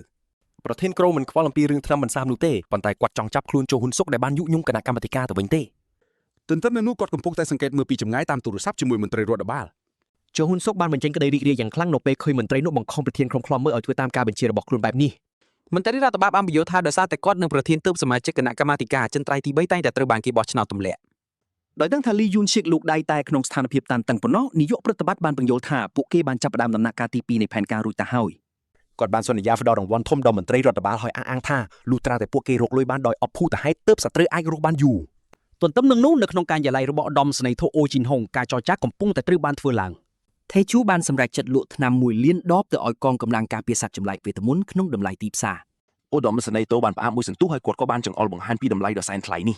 ថេជូចាប់ផ្ដើមព្រួយបារម្ភខ្លាចគាត់ធ្វើឲ្យបរិះនេះខឹងដោយសារការទារតម្លៃទីផ្សារពីកងទ័ពបែបនេះប៉ុន្តែអ្វីដែលគួរឲ្យភ្ញាក់ផ្អើលមន្ត្រីនៅក្បែរគាត់អះអាងថាមេបញ្ជាការរបស់គាត់ហាក់ដូចជាពេញចិត្តនឹងរឿងនេះខ្លាំងណាស់នៅពេលដែលឧត្តមសេនីយ៍តូនិយាយថាថេជូលក់ផលិតផលរបស់ខ្លួនក្នុងតម្លៃថោកសមរម្យបែបនេះយុវជនរូបនេះពិតជាមានការភ័ន្តច្រឡំយ៉ាងខ្លាំងបន្ទាប់ពីបញ្ជាក់ថាពួកគេមានមូលនិធិគ្រប់គ្រាន់ហើយមេបញ្ជាការបានទាមទារឲ្យប្រគល់ប្រាក់ពាក់កណ្ដាលភ្លាមៗទៅកាន់តួឯកជាប្រាក់កក់ដំបូងប៉ុន្តែទៀនហាសនៅសល់ផលិតផលមួយទៀតដើម្បីបង្ហាញទៀនហាសដែលចង់បង្កើតក្រុមហ៊ុនផ្ទាល់ខ្លួនរបស់គាត់បានបង្កើតផលិតផលថ្មីមួយទៀតរួចទៅហើយបន្ទាប់មកយុវជននោះក៏បានបើកកញ្ចប់នោះហើយជំរុញឲ្យមេបញ្ជាការសាក់លបងវាមើលលោកម្ចាស់ពិតជាមានការភ័ន្តច្រឡំយ៉ាងខ្លាំងដោយសារគាត់មិននឹកស្មានថានឹងទទួលបានសាច់ដែលចំអិនសម្រាប់គាត់ផ្ដាច់មុខបែបនេះសោះ ឧត្តមសេនីយ៍តូបានបញ្យល់ថាថ្មីនេះគាត់បានតំសាច់ដើម្បីសុខភាពរបស់គាត់ចំណែកធានហាសអូបានជំរុញឲ្យគាត់យកសាច់នេះទៅថ្វាយអធិរាជ ក្នុងករណីនេះដោយឃើញថាវាជាសាច់ក្តាមទឹកដែលមានជាតិពុលមន្ត្រីម្នាក់ទៀតក្នុងបន្ទប់មានការភ្ញាក់ផ្អើលយ៉ាងខ្លាំងព្រោះគេដឹងថាសាច់នេះមានរសជាតិឆ្ងាញ់ប្លែកគ្មានពីរឡើយ តួឯកបានងាក់ក្បាលបញ្ជាក់អំពីរឿងនេះដោយឃើញពីសមត្ថភាពដ៏ខ្លាំងក្លារបស់យុវជននៅចំពោះមុខគាត់មេបញ្ជាការក៏បានផ្ដល់ឱកាសឲ្យគីជូកងទ័ពវិញពាក្យសាមញ្ញទាំងនេះគឺគ្រប់គ្រាន់នឹងដាស់សភាវគតិអ្នកសម្លាប់របស់តួឯកយើងទៅហើយកងការពារសត្វចម្លែកប្រចាំភ្នំជីរីបង្កើតឡើងតាមបញ្ជារបស់ចក្រភព បេសកកម្មរបស់ពួកគេគឺប្រយុទ្ធជាមួយហ្វូងសត្វចម្លែកនិងគ្រប់គ្រងចំនួនពួកវាហេតុនេះហើយពេលមកដល់ភ្លាមមេបញ្ជាការមានអារម្មណ៍ថាភារកិច្ចនេះពិតជាធ្ងន់ធ្ងរខ្លាំងណាស់សម្រាប់គាត់ប៉ុន្តែទីបំផុតគាត់បានរកឃើញវិធីជួយសង្គ្រោះខ្លួនឯងហើយឧត្តមសេនីយ៍ថូរូបនេះនៅតែនឹកគិតដល់ថ្នាំព្យាបាលពឹសក្តាន់ទឹកដដែលពេលនោះកូនចៅរបស់គាត់បានរីកាថាការទូទាត់ប្រាប់ដែលសន្យាជាមួយវីរបុរសគឺជោគជ័យហើយបញ្ជារបស់គាត់កំពុងអនុវត្តយ៉ាងរលូនមេបញ្ជាការបានទាទុកមុនថាដោយសារតែជូហាន់សុកថេជូនឹងងាកមករកពួកគេវិញហើយគាត់ក៏បានទទួលដំណឹងពីការចេញទៅបបាញ់ក្តាន់ទឹកនៅថ្ងៃស្អែកនេះដែរឬបែបនេះគាត់ក៏បញ្ជាឲ្យកូនចៅបន្តតាមដានមើលអ្នកផ្សំថ្នាំនោះហើយជួយអន្តរាគមន៍ភ្លាមៗប្រសិនបើចាំបាច់អេដាមសេនីយ៍បានសរសើរជំនួយការនោះដែលតែងតែបង្ហាញលទ្ធផលល្អឥតខ្ចោះទោះបីជាគ្មានក្នុងមួយថ្ងៃក៏ដោយបុរាណនោះរំភើបចិត្តយ៉ាងខ្លាំងព្រោះទីបំផុតថ្នាក់លើបានទទួលស្គាល់គាត់ហើយភ្លាមនោះមេបញ្ជាការក៏លើកសម្លេងឡើងហើយយកដៃទៅទះស្មាកូនចៅរបស់គាត់ធ្នមៗឧត្តមសេនីយ៍ទប់ទឹកភ្នែកមិនបានឡើយពេលគាត់ជំរុញឲ្យជំនួយការម្នាក់នេះតស៊ូឡើងបនស័កជាមួយគ្នារហូតដល់ខ្លាយជាចំណិតរបស់អធិរាជគ្រាន់តែប៉ុណ្្នឹងស្រាប់តែអ្នកទាំងពីរចាប់ផ្ដើមស្រែកហៅឈ្មោះតួឯករបស់យើងយ៉ាងកងរំពុះចំណែកឯភូមិគ្រឹះត្រកូលគីមទើបសាងសង់ថ្មីឯនេះវិញម្ចាស់ផ្ទះកំពុងនិយាយថាគាត់គ្មានជួបបញ្ហាអ្វីទេក្នុងការបង្កើតក្រុមហ៊ុនបុរសចំណាបានសុំរ៉ាប់រងឯកសារទាំងអស់នេះភ្លាមៗបន្ទាប់ពីតួឯករបស់យើងជ្រើសរើសឈ្មោះក្រុមហ៊ុនបានថេជូសប្បាយចិត្តខ្លាំងណាស់ដែលបានចុះកិច្ចសន្យាជោគជ័យជាមួយខាងយោធាព្រមទាំងទទួលបានការគាំទ្រយ៉ាងពេញទំហឹងពីលោកឧត្តមសេនីយ៍តូទៀតផងមេបញ្ជាការរូបនេះពិតជាស័ក្តិសមនឹងតំណែងមែនដែលគាត់បានប្រកាសប្រាប់សាធារណជនយ៉ាងរហ័សពីការចុះកិច្ចសន្យាផ្ដាច់មុខជាមួយតួឯករបស់យើងបន្ទាប់មកបេកខុងភ្យូបានបញ្យល់ពីការយកប្រាក់កក់ 25,000 លានពីយោធាទៅសងបំណងរបស់ពួកគេតែគាត់ក៏បានបញ្ជាក់ដែរថាគាត់បិទគណនីនៅធនាគារនោះចោលហើយដោយសារតែវាធ្លាប់បង្កបញ្ហាច្រើនពេកថេជូយល់ថានេះជាការសម្រេចចិត្តត្រូវហើយប្រាប់ឲ្យគាត់យកលុយសទាំងប៉ុន្មានទៅប្រើប្រាស់សម្រាប់មណ្ឌលកុមារកំព្រាចុះគាត់ក៏បញ្ជាក់ប្រាប់ថាបន្ទាប់ពីគិតមើលទៅការគ្រប់គ្រងក្រុមហ៊ុនតែម្នាក់ឯងពិតជារឿងវិបាកណាស់ហេតុនេះទើបគាត់ត្រូវការដៃគូសហការដែលអាចទុកចិត្តបានភ្លាមនោះគាត់ក៏ផ្ដល់ឱកាសឲ្យឱសថការីចំណាស់ម្នាក់នេះក្លាយជាសហស្ថាបនិកក្រុមហ៊ុនរបស់គាត់តែម្ដងទៅនាយកមណ្ឌលកុមារកំព្រាមិនហ៊ានទទួលតំណែងធំនេះទេព្រោះគាត់ចេះត្រឹមបើកឱសថស្ថានតូចមួយប៉ុណ្ណោះតែតួឯករបស់យើងមិនគិតអញ្ចឹងទេថេជូគឺជាមនុស្សអស្ចារ្យខាងសំថ្នាំប៉ុន្តែបើនិយាយពីការរកស៊ីវិញគាត់ល្ងងមិនដឹងអីទាំងអស់ហេតុនេះហើយទើបគាត់ត្រូវការជំនួយហុងហ្វ្យូមិននឹកស្មានថាអ្នកមានគុណចាត់ទុកគាត់ជាដៃគូដ៏ល្អសោះហេតុនេះហើយទើបទីបំផុតគាត់ព្រមទទួលយក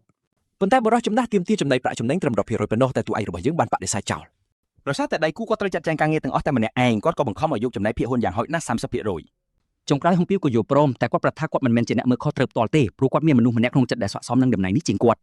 ់បរិះចំណាស់សម្ដៅលើបេកសូយុនដែលតួឯករបស់យើងធ្លាប់បានជួបម្ដងនៅកន្លែងលាក់ខ្លួនក្នុងមណ្ឌលកុមារកំព្រាគាត់បានប្រាប់ថានាងគឺជាក្មេងដែលឆ្លាតបំផុតទើបគាត់ប្រញាប់តាក់ទងទៅនាងភ្លាមៗតែម្ដងហុងភៀវធ្វើជានាយកមណ្ឌលកុមារកំព្រា20ឆ្នាំមកហើយមានន័យថាគាត់ស្គាល់មនុស្សច្រើនគ្រប់ជាន់ថ្នាក់ក្នុងសង្គមដែលធ្វើឲ្យគាត់កាន់តែមានឥទ្ធិពលហើយផលនេះហើយទើបតួឯកយើងដឹងច្បាស់ថាការយកគាត់ជាដៃគូសហការពិតជាការសម្រេចចិត្តដ៏ត្រឹមត្រូវថេជូក៏ស្នើឲ្យបញ្ចូលឈ្មោះអ្នកទាំងពីរជាឈ្មោះក្រុមហ៊ុនដោយដាក់ថាថេហុងបៃអូពេលនោះបុរសចំណាស់ប្រាប់ថាគាត់បានតាក់ទងកូនក្មេងចាស់ៗមួយចំនួនដែលក្លាយជាអ្នកប្រើធម្មពលរឿងនេះធ្វើឲ្យតួឯកយើងឆ្ងល់យ៉ាងខ្លាំង បរិជនណាប្រាប់ថាអគ្គនាយករបស់អសតដ្ឋានយេជីគឺជាមនុស្សអាក្រក់ហើយនេះហើយទើបថៃជូត្រូវការអង្គរៈការពារសុវត្ថិភាពបុរសកំឡោះប្រកាសថាខ្លួនមិនត្រូវការអង្គរៈទេហើយឲ្យពួកគេទៅការពារផ្ទះវិញល្អជាងរឿងនេះធ្វើឲ្យបរិសចំណាស់ភ្ញាក់ផ្លើណាស់មើលទៅដៃគូគាត់ច្បាស់ជាមានក្បាច់លាក់ទុកមិនខានទោះជាយ៉ាងណាតួឯកដែលគ្មានស្នាមសាក់មិនមែនជាអ្នកប្រើធម្មពលខ្លាំងឯទេមានន័យថាគាត់ប្រហែលជាពឹងផ្អែកលើបទពិសោធន៍ធ្វើជាទាហានប៉ុណ្ណោះពេលនោះតួឯកយើងសម្គាល់ឃើញកៅភ្នែកគាត់ដោយសារការបារម្ភត្រូវបានយល់ច្រឡំថាគ្មានទំនុកចិត្តហុំភីវក៏បញ្ញាបញ្ជាក់ថាគាត់មិនបានគិតបែបនេះឡើយឃើញបែបនេះតួឯកយើងក៏សម្រេចចិត្តប្រើប្រាស់វិធីសាស្ត្រផ្សេងមួយទៀតគាត់បញ្ជាឲ្យនាយកមណ្ឌលហៅអង្គរៈទាំងអស់មកទីនេះភ្លាមមួយរំពេចទេជូចង់បង្ហាញថាមពលរបស់ខ្លួននឹងសាកល្បងថ្នាំបន្សាបពឹសក្តានទឹកហើយវិធីល្អបំផុតគឺការចេញទៅបោកបាញ់ជាក្រុមជាមួយពួកគេតែម្ដងពេលរសៀលថ្ងៃដដែលនៅតំបន់ព្រំដែនសត្វចម្លែកក្រុមរបស់គេបានចាប់ផ្ដើមដើរចូលទៅក្នុងព្រៃក្មេងកំព្រាមួយចំនួនចាប់ផ្ដើមសរសើរអាវធំដ៏ថ្លៃនិងសម្ភារៈល្អៗរបស់អ្នកផ្សំថ្នាំម្នាក់នេះប៉ុន្តែពួកគេនៅតែបារម្ភដោយគិតថាគាត់ជាមនុស្សខ្សោយភ្លាមនោះសមាជិកម្នាក់ក៏បានលូកដៃទៅទះស្មាច្បាយថ្មីរបស់ពួកគេថ្នមបេឆាងហ៊ុនអាយុ25ឆ្នាំដែលជាអវ័យកនើកម្រិត user បានសម្រេចចិត្តដើរនាំមុខពួកគេជិតចូលដល់ទឹកដីសត្វចម្លែកវេទមន្តទៅហើយទើបគេចង់ការពារសុវត្ថិភាពគាត់ទេជូបានប្រាប់ឲ្យគេហៅគាត់ថាយំនីមដែលជាពាក្យហៅបំប្រុសសម្រាប់អ្នកដែលមានអាយុច្រើនជាងអវ័យកនើបន្តិចអ្នកកាន់ដាវនោះបញ្យល់ថាទោះអាវធំនោះមានស្តេតល្អក៏ដោយតែវាអាចធ្វើឲ្យទឹះតែងក្នុងនាមជាអ្នកប្រយុទ្ធគេខ្លាំងជាងតួឯករបស់យើងទៅទៀតគិតថានិយាយជ្រុលពេកក្មេងកំព្រីនោះក៏ប្រញាប់សុំទោសភ្លាមថៃជូយល់ពីក្តីបារម្ភនេះព្រោះខ្លួនគាត់គ្មានស្នាមសម្គាល់ជាអវ័យកនើទេគាត់ស្នើទុករឿងនេះសិនតតែដោះស្រាយបញ្ហាចំពោះមុខរួចរាល់នេះធ្វើឲ្យអ្នកកាន់ដាវនោះចាប់អារម្មណ៍ខ្លាំងពេលនោះទៅគេសម្គាល់ឃើញភ្នែកជាច្រើនកំពុងបើកសម្លឹងពីលើក្បាលក្រុមអវ័យកនើចាប់ផ្ដើមយកខ្លួនពេលឃើញហ្វូងសត្វ Storm Martin ភ្លាមនោះសត្វចម្លែកក៏ចាប់ផ្ដើមវាប្រហារតែម្ដងប្រឈមមុខនឹងគ្រោះថ្នាក់អង្គរៈទាំងនោះបានត្រៀមខ្លួនប្រយុទ្ធភ្លាមឆាងហ៊ុនមិននឹកស្មានថាសត្វចម្លែកមកដល់លឿនម្លេះទេពេលនោះអ្នកផ្សំថ្នាំរបស់យើងបានសម្រេចចេញសកម្មភាពគាត់បានលូកទាញយកដៃគូមួយក្តាប់ព្រមទាំងកូនបាល់វ៉ៃហ្គោចេញពីក្នុងហោប៉ៅទោះឯយើងត្រៀមខ្លួនរួចក៏បញ្ចេញរបស់ទាំងនោះព្រមគ្នាតែម្ដងនេះជាក្បាច់ពិសេសរបស់គាត់គឺបន្ទោះក្បិតខ្លីអង្គរៈរបស់គាត់ឈរគាំងស្មារតីទោះវាខ្សោយមែនតែសត្វ Storm Martin ផ្លាស់ទីជាហ្វូងធំដូច្នេះមិនអាចមើលស្រាលពួកវាបានឡើយប៉ុន្តែរឿងនឹកស្មានមិនដល់បានកាត់ឡើងលើសត្វទាំងនេះដែលអាចបង្កភាពភ័យខ្លាចដល់អ្នកប្រើប្រាស់ចំណាត់ថ្នាក់ user ពួកវាត្រូវបានកំទេចគ្មានសល់លើសពីនេះទៅទៀតគាត់មិនបានហួយញើសមួយដំណក់ផងតួឯកយើងហាក់ធុញទ្រាន់នឹងហ្វូងសត្វនេះណាស់គាត់គិតថាពួកវាពិតជាគួរឲ្យអាណិតណាស់ដែលស្លាប់មុនពេលគាត់បានប្រើកំបិតខ្លីកាប់វាទៅទៀតទេជូមិនអាចបណ្ដោយឲ្យមានគ្រោះថ្នាក់ដល់កូនរបស់ម្ចាស់មុនបានឡើយដើម្បីដោះស្រាយជាមួយសត្រូវឲ្យបានលឿនគាត់បានប្រើប្រាស់អាវុធលាក់កំបាំងដែលមានឈ្មោះថាមជុលផ្កាភ្លៀងធ្លាក់និងគ្រាប់ដែកបញ្ហាធំសម្រាប់តួឯកយើងគឺអាវុធទាំងនេះមិនអាចយកមកវិញបានទេដែលមានន័យថាលុយក្នុងកាបូបគាត់ត្រូវហោះមិនខានថៃជូចង់ឈានដល់ផ្កាយទី7យ៉ាងខ្លាំងដើម្បីទទួលបានជំនាញប្រមូលត្រឡប់មកវិញនេះពេលនោះយុវជនកាន់ដាវបានដើរមកសួរតួឯកយើងថាតើគាត់ជាកំពូលអ្នកខ្លាំងដែលអាចលាក់ស្នាមសង្កល់មែនទេថៃជូបញ្ជាក់ថាតាំងពីដើមគាត់មិនមែនជាអវ័យកនើទេហើយគាត់នឹងជាអ្នកដឹកនាំផ្លូវឆាងហ៊ុនប្រកាសថាគេមានភារកិច្ចការពារគាត់ប៉ុន្តែពេលឃើញថៃជូដើរទៅមុខយ៉ាងរំភើយយុវជនរូបនេះក៏ចាប់ផ្ដើមឆ្ងល់ថាតើគាត់ជានរណាឲ្យប្រកាសមិនតិចក្រោយមកបន្ទាប់ពីដើរកាត់ស្មៅខ្ពស់ទីបំផុតពួកគេក៏ឃើញចំណីនៅនឹងមុខក្តានទឹកមួយក្បាលលីករៀងឡើងឆាងហ៊ុនចាប់ផ្ដើមភ័យស្លន់ស្លោហើយសួរតួឯកយើងពីផែនការរបស់គាត់ថេជូចង់អល់បង្ហាញថាសត្វក្តាននោះគិតថាគ្មាននរណាប៉ះវាបានទេដោយសារតែពីរបស់វាបន្ទាប់មកគាត់ប្រាប់ឲ្យគ្រប់គ្នាលេបថ្នាំដើម្បីចាប់ផ្ដើមប្រមាញ់ទោះយ៉ាងនេះក្តីក្មេងកំព្រាទាំងនោះនៅតែសង្ស័យយ៉ាងណាមិញថ្នាំនេះនៅក្នុងដំណាក់កាលសាក់លបងនៅឡើយទេម្យ៉ាងវិញទៀតក្មេងកំព្រាត្រូវតែគ្រប់គ្រងឪពុកពួកគេហើយក៏ធ្លាប់ឃើញពីធម៌ពលរបស់អ្នកផ្សំថ្នាំរួចមកហើយក្រោយពីគិតគូររួចពួកគេក៏សម្រេចចិត្តផ្ដល់ទំនុកចិត្តដល់គាត់ឆាងហ៊ុនសម្រេចចិត្តសម្រុកចូលមុនដោយប្រាក់ឲ្យប្អូនៗរបស់គេប្រើកំភ្លើងម៉ាណាបើសិនជាចំណីនោះបំរុងរត់គេចខ្លួនពេលសម្រេចចិត្តរួចអ្នកកាន់ដាវក៏ទីងដាវចេញគេសម្រុកទៅរកសត្វចម្លែកនោះមុនគេពេលឃើញគ្រោះថ្នាក់ក្តានទឹកក៏ចាប់ផ្ដើមស្រែកសន្ធាប់តែម្ដងសម្លេងសាក់ដូខ្លាំងមែនទែនរហូតធ្វើឲ្យពួក Awakener ស្ទើរតែទប់ចំហលែងចប់ពេលវាស្រែកម្ដងទោះយ៉ាងណាអ្នកកាន់ដាវនៅតែអាចគេចពីរលកសម្លេងដោយលោតទៅលើអាកាសពីខាងលើគេបានបញ្ចេញជំនាញកាប់ពុះជាពីរឆាងហ៊ុនកាត់ក្បាលសត្វចម្លែកនោះបានសម្រេចក្មេងកំព្រាទាំងនោះប្រុងប្រយ័ត្នយ៉ាងខ្លាំងព្រោះលំអងពីចិត្តបញ្ចេញមកហើយចំពេលនោះពពុះនៅលើខ្នងរបស់ក្តានក៏បានទុះឡើងលំអងដែលមានពឹសយ៉ាងសាហាវត្រូវបានបញ្ចេញទៅក្នុងខ្យល់ថៃជូដែលធ្លាប់តែសង្ស័យពេលនេះរំភើបចិត្តខ្លាំងជាមួយនឹងលទ្ធផលដែលទទួលបានថ្នាំបន្សាបទទួលបានជោគជ័យហើយយុវជនក្លាហានមានសក្តានុពលតិចតួចម្នាក់នេះក៏មើលទៅមានសង្ឃឹមដែរក្មេងកំព្រារំភើបណាស់ដែលពីមិនអាចធ្វើអ្វីពួកគេបានឆាងហ៊ុនក៏ធូរទ្រាងពេលថ្នាំបន្សាបទទួលបានជោគជ័យតួឯកយើងបញ្ជាក់ថាការអះអាងរបស់គាត់ត្រឹមត្រូវហើយបើគ្មានពីក្តានទឹកមិនមែនជាការគំរាមកំហែងទេខណៈដែលក្មេងកំព្រាខ្លះសុំទោសដែលសង្ស័យលើគាត់អ្នកខ្លះទៀតអះអាងថាពួកគេតែងតែជឿជាក់លើគាត់ជានិច្ចផុតគ្រោះថ្នាក់ហើយតួឯកយើងសម្រេចចិត្តបន្តការប្រមាញ់ទៅមុខទៀតមុនពេលបន្តដំណើរក៏ប្រាប់អង្គរៈឲ្យយកសាច់ក្តាននោះទៅជាមួយដែលបញ្ជាក់ថាពេលថ្នាំបន្សាបនេះល្បីចេញក្រៅសត្វនេះនឹងត្រូវគេប្រមាញ់ដល់ផុតពូជមិនខានងាកមកទីក្រុងសេអ៊ូលថ្មីដែលស្ថិតនៅអតីតតំបន់ម៉ាន់ជូរីឯទីស្នាក់ការកណ្ដាល MG បុគ្គលិកកំពុងរវល់ដោយសពមួយដងពេលនោះមានគេដើមរនអ្នកគ្រប់គ្រងបេកស៊ីយុនអាយុ30ឆ្នាំជាអ្នកគ្រប់គ្រងក្មេងបំផុតផ្នែកផែនការយុទ្ធសាស្ត្របានតបទៅអនុប្រធានទាំងស្នាមញញឹមបុរសម្នាក់នោះឈ្មោះចនជូហុកបានសម្រេចចិត្តសួរត្រង់តែម្ដងថាតើនាងពិតជាក្មេងកំព្រាដែលធំដឹងក្តីក្រោមការថែទាំរបស់ហងប៉ាក់មែនទេនាងបានឆ្លើយបញ្ជាក់ ក្រនតែលឺរឿងឪពុករបស់នាងភ្លាមអនុប្រធានមានការចាប់អារម្មណ៍និងពេញចិត្តយ៉ាងខ្លាំងរួចក៏ប្រញាប់ប្រាប់ឲ្យនាងផ្អាកគម្រោងការងារទាំងអស់នៅពេលនេះសិនរឿងនេះធ្វើឲ្យអ្នកគ្រប់គ្រងវ័យក្មេងភ្ញាក់ផ្អើលចង់ជួយយកចង់ឲ្យនាងត្រឡប់ទៅស្រុកកំណើតដើម្បីជួយការងារគាត់នាងពិតជាមិនយល់ថារឿងនេះមានន័យយ៉ាងម៉េចទេបន្ទាប់មកអនុប្រធានក៏បានលើកឡើងពីរឿងក្រុមហ៊ុន ថេហុង Bio ដែលកំពុងល្បីសរសៃពេញព័ត៌មានដោយសារសកម្មភាពចម្លែករបស់គាត់នាងក៏បញ្យល់ថានាងធ្លាប់អានព័ត៌មានពីក្រុមហ៊ុននេះដែលបានបង្កើតថ្នាំមិនសាពីសត្វក្តាន់ទឹកប៉ុន្តែអ្វីដែលនាងមិនបានដឹងនោះគឺឪពុកបង្កើតរបស់នាងផ្ទាល់គឺជាសហម្ចាស់ភាគហ៊ុននៃក្រុមហ៊ុនថ្មីមួយនេះដោយធ្វើតាមបញ្ជាថ្នាក់លើដ៏មានអំណាចអនុប្រធានចង់ឲ្យនាងត្រឡប់ទៅជួបឪពុករបស់នាងដើម្បីយកសេរីរូបមន្តថ្នាំបន្សាបនោះមកឲ្យបានជាថ្នូរនឹងការងារនេះនាងនឹងទទួលបានរង្វាន់យ៉ាងក្រាស់ក្រែលសេយ៉ុងធុនថប់ណាស់ដែលគេប្រើឲ្យនាងក្បត់នាយកមណ្ឌលកុមារកំព្រាប៉ុន្តែពេលនាងរៀបនឹងហឹបមាត់ទូរស័ព្ទរបស់នាងក៏រោឡើងពេលឃើញថាជាឪពុករបស់នាងក៏សុំពេលបន្តិចដើម្បីនិយាយជាមួយគាត់ហុងបៃអូក៏ចាប់ដើមសន្ទនាជាមួយកូនស្រីអនុប្រធានបានរងចាំយ៉ាងអន្ទះសារឲ្យនាងនិយាយទូរស័ព្ទចប់ទីបំផុតនាងក៏ញញឹមលាឪពុករបស់នាងឃើញបែបនេះគាត់ក៏សួរពីការសម្រេចចិត្តចុងក្រោយសេយ៉ុងបានសម្រេចចិត្តថាត្រឡប់ទៅស្រុកកំណើតវិ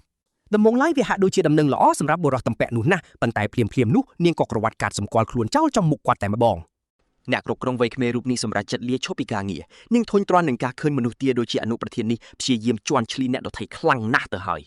ធ្វើបែបនេះហើយនាងក៏ដើរចេញទៅដោយបញ្ចេញកាយវិការមើងងាយដាក់មេកើចាស់ដែលកំពុងស្រែកឡូឡាទាំងខាងសម្បាយប់នោះនៅខាងក្នុងអគាររបស់ទូឯកយើងក្មេងៗកំព្រាកំពុងតែធ្វើការយ៉ាងសកម្មខេជូសរសើរពួកគេដែលបានខិតខំធ្វើការបន្ទាប់មកគេក៏ប្រាប់ឲ្យពួកគេត្រឡប់ទៅមណ្ឌលវិញហើយទុកការងារដែលនៅសល់ឲ្យគេជាអ្នកចាត់ចែងឈុនហនមានការព្រួយបារម្ភហើយប្រកែកថាឪពុករបស់គេបានបញ្ជាឲ្យពួកគេនៅយាមការពារអ្នកផ្សំថ្នាំនេះគ្រប់ពេលវេលាប៉ុន្តែថេជូបានបង្ហាញយ៉ាងច្បាស់ថាគេមិនត្រូវការអ្នកការពារទេហើយថែមទាំងជំរុញឲ្យអង្គរៈទាំងនោះត្រឡប់ទៅការពារមណ្ឌលកុមារកំព្រាវិញដូច្នេះថេជូចាប់ផ្ដើមគិតថាវាមិនងាយមានអ្នកហ៊ានប៉ះពាល់មណ្ឌលកុមារកំព្រាតែមួយគត់ក្នុងទីក្រុងនេះទេព្រោះខ្លាចមានប្រតិកម្មពីមហាជនប៉ុន្តែគិតម្ដងទៀតមនុស្សឈុតក៏មានច្រើនណាស់ដែរហើយទីក្រុងសេរីមួយនេះហាក់ដូចជាសម្បូរមនុស្សប្រភេទនេះច្រើនណាស់ហើយនេះហៅថាជាត្រការសម្ព័ន្ធមិត្តដែលគួរឲ្យទុកចិត្តដូចជាក្មេងៗកំព្រាទាំងនេះក្រោយពេលបង្កើតក្រុមហ៊ុននិងជ្រើសរើសបុគ្គលិកដើម្បីរៀបចំគ្រឿងផ្សំថ្នាំបន្សាបរួចរាល់ទីបំផុតថេជូនៅមានពេលទំនេរដើម្បីបង្កើតថ្នាំថ្មីដំបូងឡើយគេគ្រាន់តែចង់សន្សំលុយទៅខ្លួនឯងប៉ុណ្ណោះតែពេលនេះអ្វីបានប្រែប្រួលហើយថេជូមិនប្រកែកទេបើមានចំណូលហូរចូលច្រើននោះយ៉ាងណាមិញបើគ្មានលុយទេគេក៏មិនអាចទិញផ្ទះល្វែងដ៏ប្រណិតបែបនេះបានដែរគេមានអារម្មណ៍ចម្លែកបន្តិចពេលឈានជើងចូលផ្ទះខ្លួនឯងជាលើកដំបូងបន្ទាប់មកតួឯកយើងក៏ដោះអាវធំយកទៅព្យួរគេដែលធ្លាប់គិតថានឹងត្រូវស្លាប់នៅផេស៊ូនោះបានតស៊ូរស់រានមានជីវិតក្រោយពេលឆ្លងកាត់ការលួចប៉ងសម្លាប់រួចមកក្រោយពីទទួលបទពិសោធន៍ផ្លាស់ប្ដូរប្រលឹងជាមួយអ្នកលេងគុនរួចគេក៏មករស់នៅក្នុងទីក្រុងសេរីជាអ្នកលីសែងមុននឹងបង្កើតថ្នាំបន្សាបដំបូងរបស់គេប៉ុន្តែពូជ័យដ៏ធំបំផុតសម្រាប់គេគឺការបានជួបតែមនុស្សល្អៗនៅជុំវិញខ្លួនថេជូបានឆ្លងកាត់រឿងរ៉ាវសងព្រេងជាច្រើនក្នុងរយៈពេលដ៏ខ្លីនេះនៅក្នុងក្រសែភ្នែករបស់គេទីក្រុងសេរីនេះគ្រាន់តែជាជំហានដំបូងដើម្បីឈានទៅរកភាពឯករាជ្យរបស់ខ្លួនប៉ុណ្ណោះយប់ជ្រៅបន្តិចមេក្រុមបាតសង្គមថ្នាក់ដំបូងម៉ាសាំងស៊ីកបានឈានជើងចូលមកក្នុងទីធ្លាផ្ទះតួឯកយើងជាមួយនឹងកូនចៅរបស់វាមានអារម្មណ៍ចំណែងនឹងតួឯកយើងណាស់ព្រោះទោះបីជាទៅតែមកដល់ថ្មីសោះតែមានអាគារផ្ទាល់ខ្លួនបាត់ទៅហើយកូនចៅរបស់វាបានប្រាប់ថានេះដោយសារតែថ្នាំបន្សាបមូសល្បីល្បាញខ្លាំងពេកទើបបានជោគជ័យបែបនេះហើយថែមទាំងនិយាយពីការបញ្ចេញថ្នាំបន្សាបក្តាន់ទឹកឆាប់នេះទៀតផងមេជនពាក៏ស្រែកបញ្ជាឲ្យកូនចៅជប់និយាយពីរឿងដែលដឹងរួចហើយនេះទៅម៉ាសាំងស៊ីកធនថប់យ៉ាងខ្លាំងបើគុំតែជាប់បញ្ជារបស់នាយកអូសថដ្ឋាន UJ ទេម្លេះវាចាប់ចម្រិតថេជូនឹងលួចយករូបមន្តបាត់ទៅហើយប៉ុន្តែចុងក្រោយវាមិនមានជំរឿអ្វីក្រៅពីស្ដាប់តាមបញ្ជារបស់ជូហាន់សុកនោះទេក្រោយពីឆ្កឹះសៅ 3-4 នាទីរួចក្រុមជនពាលទាំងនោះក៏អាចចូលក្នុងផ្ទះបានសម្រេចមេកេបានប្រាប់កូនចៅកុំអោយនិយាយច្រាំងជាមួយគោដៅហើយប្រញាប់ចាក់ថ្នាំសន្លប់ដើម្បីងាយស្រួលនឹងការចាប់ចម្រិតតែម្ដងភ្លាមនោះទ្វារក៏ត្រូវបានបើកយ៉ាងស្ងៀមស្ងាត់ដោយមានសារ៉ាំងនៅក្នុងដៃពួកគេបានលបចូលទៅក្បែរហើយពេលទៅដល់ជិតជនល្មើសក៏សម្រេចចិត្តចាត់ការតែម្ដងប៉ុន្តែពេលដែលមជុលរៀបនឹងចាក់ចូលទៅហើយដៃរបស់ជនពាលនោះក៏ត្រូវបានចាប់ជាប់ភ្លាមថេជូដែលដឹងខ្លួនតាំងពីដើមទីនោះបានប្រាប់ថាដំបូងឡើយគេចង់បណ្ដោយឲ្យចាក់ថ្នាំនោះទៅហើយមេជនពាលស្រីប្រាប់កូនចៅឲ្យឈប់លេងសើចហើយប្រញាប់បញ្ចប់ការងារនេះភ្លាមទៅប៉ុន្តែពេលដឹងថាដៃកូនចៅរបស់ខ្លួនត្រូវគេចាប់ជាប់មករើមេក្រុមបាតសង្គមនេះពិតជាកាំងនិយាយលេងចេញតែម្ដងថេជូចាប់ផ្ដើមវាបកវិញដោយប្រាប់ថាគេបានឃើញពួកវាមកតាំងពីចម្ងាយម្លេះត្រឹមតែមួយបបព្រិចភ្នែកមុនពេលជនល្មើសដឹងខ្លួនគោដៅនិងសារ៉ាំងរបស់វាក៏បានបាត់ស្រមោលទៅហើយថេជូមិនដែលចូលចិត្តមកជុលចាក់ស្បៃសោះឡើយពេលនោះក្រុមជនពាលចាប់ផ្ដើមសង្ស័យថាគោដៅរបស់ខ្លួនពិតជាអ្នកគ្មានធម៌ពលម៉ាណាមែនឬក៏អត់វារំដោះញញឹមចំអកហៅស៊ូពួកជនពាលថាតើថ្នាំនេះនៅតែខ្លាំងឬអត់បើគេលាបវាចូលពុះការឌឺដងនេះធ្វើឲ្យមេស៊ីនីខេតជនពាលខឹងឆ្អិនឈាមស្រាប់តែមានរឿងនឹកស្មានមិនដល់មួយបានកើតឡើងគោលដៅរបស់ពួកគេបានសុកចិត្តផឹកថ្នាំនោះដោយខ្លួនឯងថេជូពេញចិត្តនឹងឥទ្ធិពលថ្នាំនេះហើយសុំថែមទៀតគេដឹងយូរហើយថាមានស៊ីឌីកេតជួញដូរគ្រឿងញៀនដ៏អាក្រក់នៅក្នុងទីក្រុងសេរីនេះវាច្បាស់ណាស់ថាពួកគេមានខ្នងបង្អែកពីនរណាម្នាក់នៅក្នុងគណៈកម្មាធិការនេះជាមិនខានផលិតផលដែលពួកគេជួញដូរដែលជាថ្នាំបំពុលផងដែរនោះពេលនេះកំពុងស្ថិតនៅក្នុងដៃតួឯករបស់យើងហើយនេះជាលើកទី1ហើយដែលគាត់បានជួបប្រទះនៅថ្នាំបំពុលបែបនេះដោយសារពេលនេះគាត់ឈានដល់កម្រិតកាយទី4វីរបុរសយើងអាចទប់ទល់នឹងវាបានយ៉ាងងាយស្រួលគាត់ចាប់ផ្ដើមនឹកឃើញដល់គ្រូរបស់គាត់ដែលធ្លាប់សាកល្បងថ្នាំគ្រប់ប្រភេទកាលពីជំនាន់មុន ដោយសារហេតុផលនោះធីជូក៏សម្រេចចិត្តខ្លាចជាអ្នកញៀនថ្នាំដូចគាត់ដែរ ដើម្បីបង្កើនធម៌ពលពីរបស់គាត់បានស្រូបយកថ្នាំញៀនពីក្នុងខ្លួនរបស់គូប្រកួត ឃើញបែបនេះមេក្រុមជនពៀននោះភ័យញាក់ខ្លួនតែម្ដងធីជូបានទាមទារចង់ដឹងថានរណាជាអ្នកនៅពីក្រោយខ្នងប៉ុន្តែជននោះបដិសេធមិនព្រមឆ្លើយព្រោះខ្លាចស្លាប់ដូច្នេះវីរបុរសយើងត្រូវតែចាត់ការធ្វើឲ្យសម្លេងស្រែកអង្រួនពេញស្បៃរាត្រី ពេលព្រឹកស្អែកចូលមកដល់ប្រធានក្រុមយាមល្បាតកំពុងឈោគិតបណ្ដាសម្លឹមមើលទៅក្រៅបង្អួចបណ្ដាគឹមទេជូដែលជាអ្នកបង្កប់ថ្នាំទឹកបានរាយការណ៍ពីបទល្មើសមួយកូនចៅគាត់បញ្ជាក់ថាគេបានចាប់ពួកក្មេងទំនើងក្នុងផ្ទះដែលប៉ុនប៉ងចាប់ចម្រិតគេក្រោយរកឃើញមេខ្លោងទើបគេត្រូវការជំនួយរបស់ពួកគេចៅហ្វាយដឹងភ្លាមថាអគ្គនាយករបស់ UJ Pharmacy ជាអ្នកនៅពីក្រោយរឿងនេះហើយចាប់ផ្ដើមបន្ទោសគាត់ចំពោះភាពបរាជ័យនេះវិធីលើបំផុតដើម្បីដោះស្រាយបញ្ហានេះគឺគ្រាន់តែចាប់គាត់មកប៉ុន្តែអគ្គនាយករូបនេះច្បាស់ជាបង្កបញ្ហាស្មុគស្មាញជាមិនខានគាត់ដឹងថាគាត់កំពុងកាន់សំណុំរឿងដ៏តានតឹងមួយហើយក្រុមគាត់នឹងជួបការលំបាកខ្លាំងក្នុងការស៊ើបអង្កេតនេះដោយសារហេតុផលនោះប្រធានក្រុមចាប់ផ្ដើមគិតថាវាមានជំរឿតែមួយគត់ប៉ុណ្ណោះចំណែកឯនៅផ្ទះទូឯងយើងវិញពេលម្ចាស់ទាំងពីរឈរនៅមុខអ្នកទួងមេក្រុមជនពីលនោះកំពុងស្ថិតក្នុងស្ថានភាពលប់សតិបាត់ទៅហើយពេលនោះក៏មានគេមកដល់ក្រុមយាមល្បាតបានមកដល់កន្លែងកើតហេតុហើយហូបយោស្វាគមន៍ចៅហ្វាយនឹងក្រុមរបស់គាត់យ៉ាងកក់ក្ដៅប៉ុន្តែគាត់ភ្ញាក់ផ្អើលយ៉ាងខ្លាំងដែលត្រូវគេធ្វើមិនដឹងមិនលឺដាក់ភ្លាមចៅហ្វាយឈូពីលើជនពីលនោះពេលអ្នកយាមល្បាតម្នាក់ព្យាយាមរុញម្ចាស់ចាស់ចេញប្រធានរបស់គេក៏បានដកដាវចេញមកបុរសនោះបានប្រើអំណាចរបស់ខ្លួនហើយសម្រេចចិត្តសម្លាប់មេជនពីលនោះចោលនៅទីនេះតែម្ដងពេលនោះមានវត្ថុមួយគប់សម្ដៅមកគាត់វាសដាវហោះនោះចេញយ៉ាងលឿនទេជូទៀនទាចង់ដឹងថាហេតុអ្វីបានជាប្រធានក្រុមចង់សម្លាប់សាក់សីបែបនេះ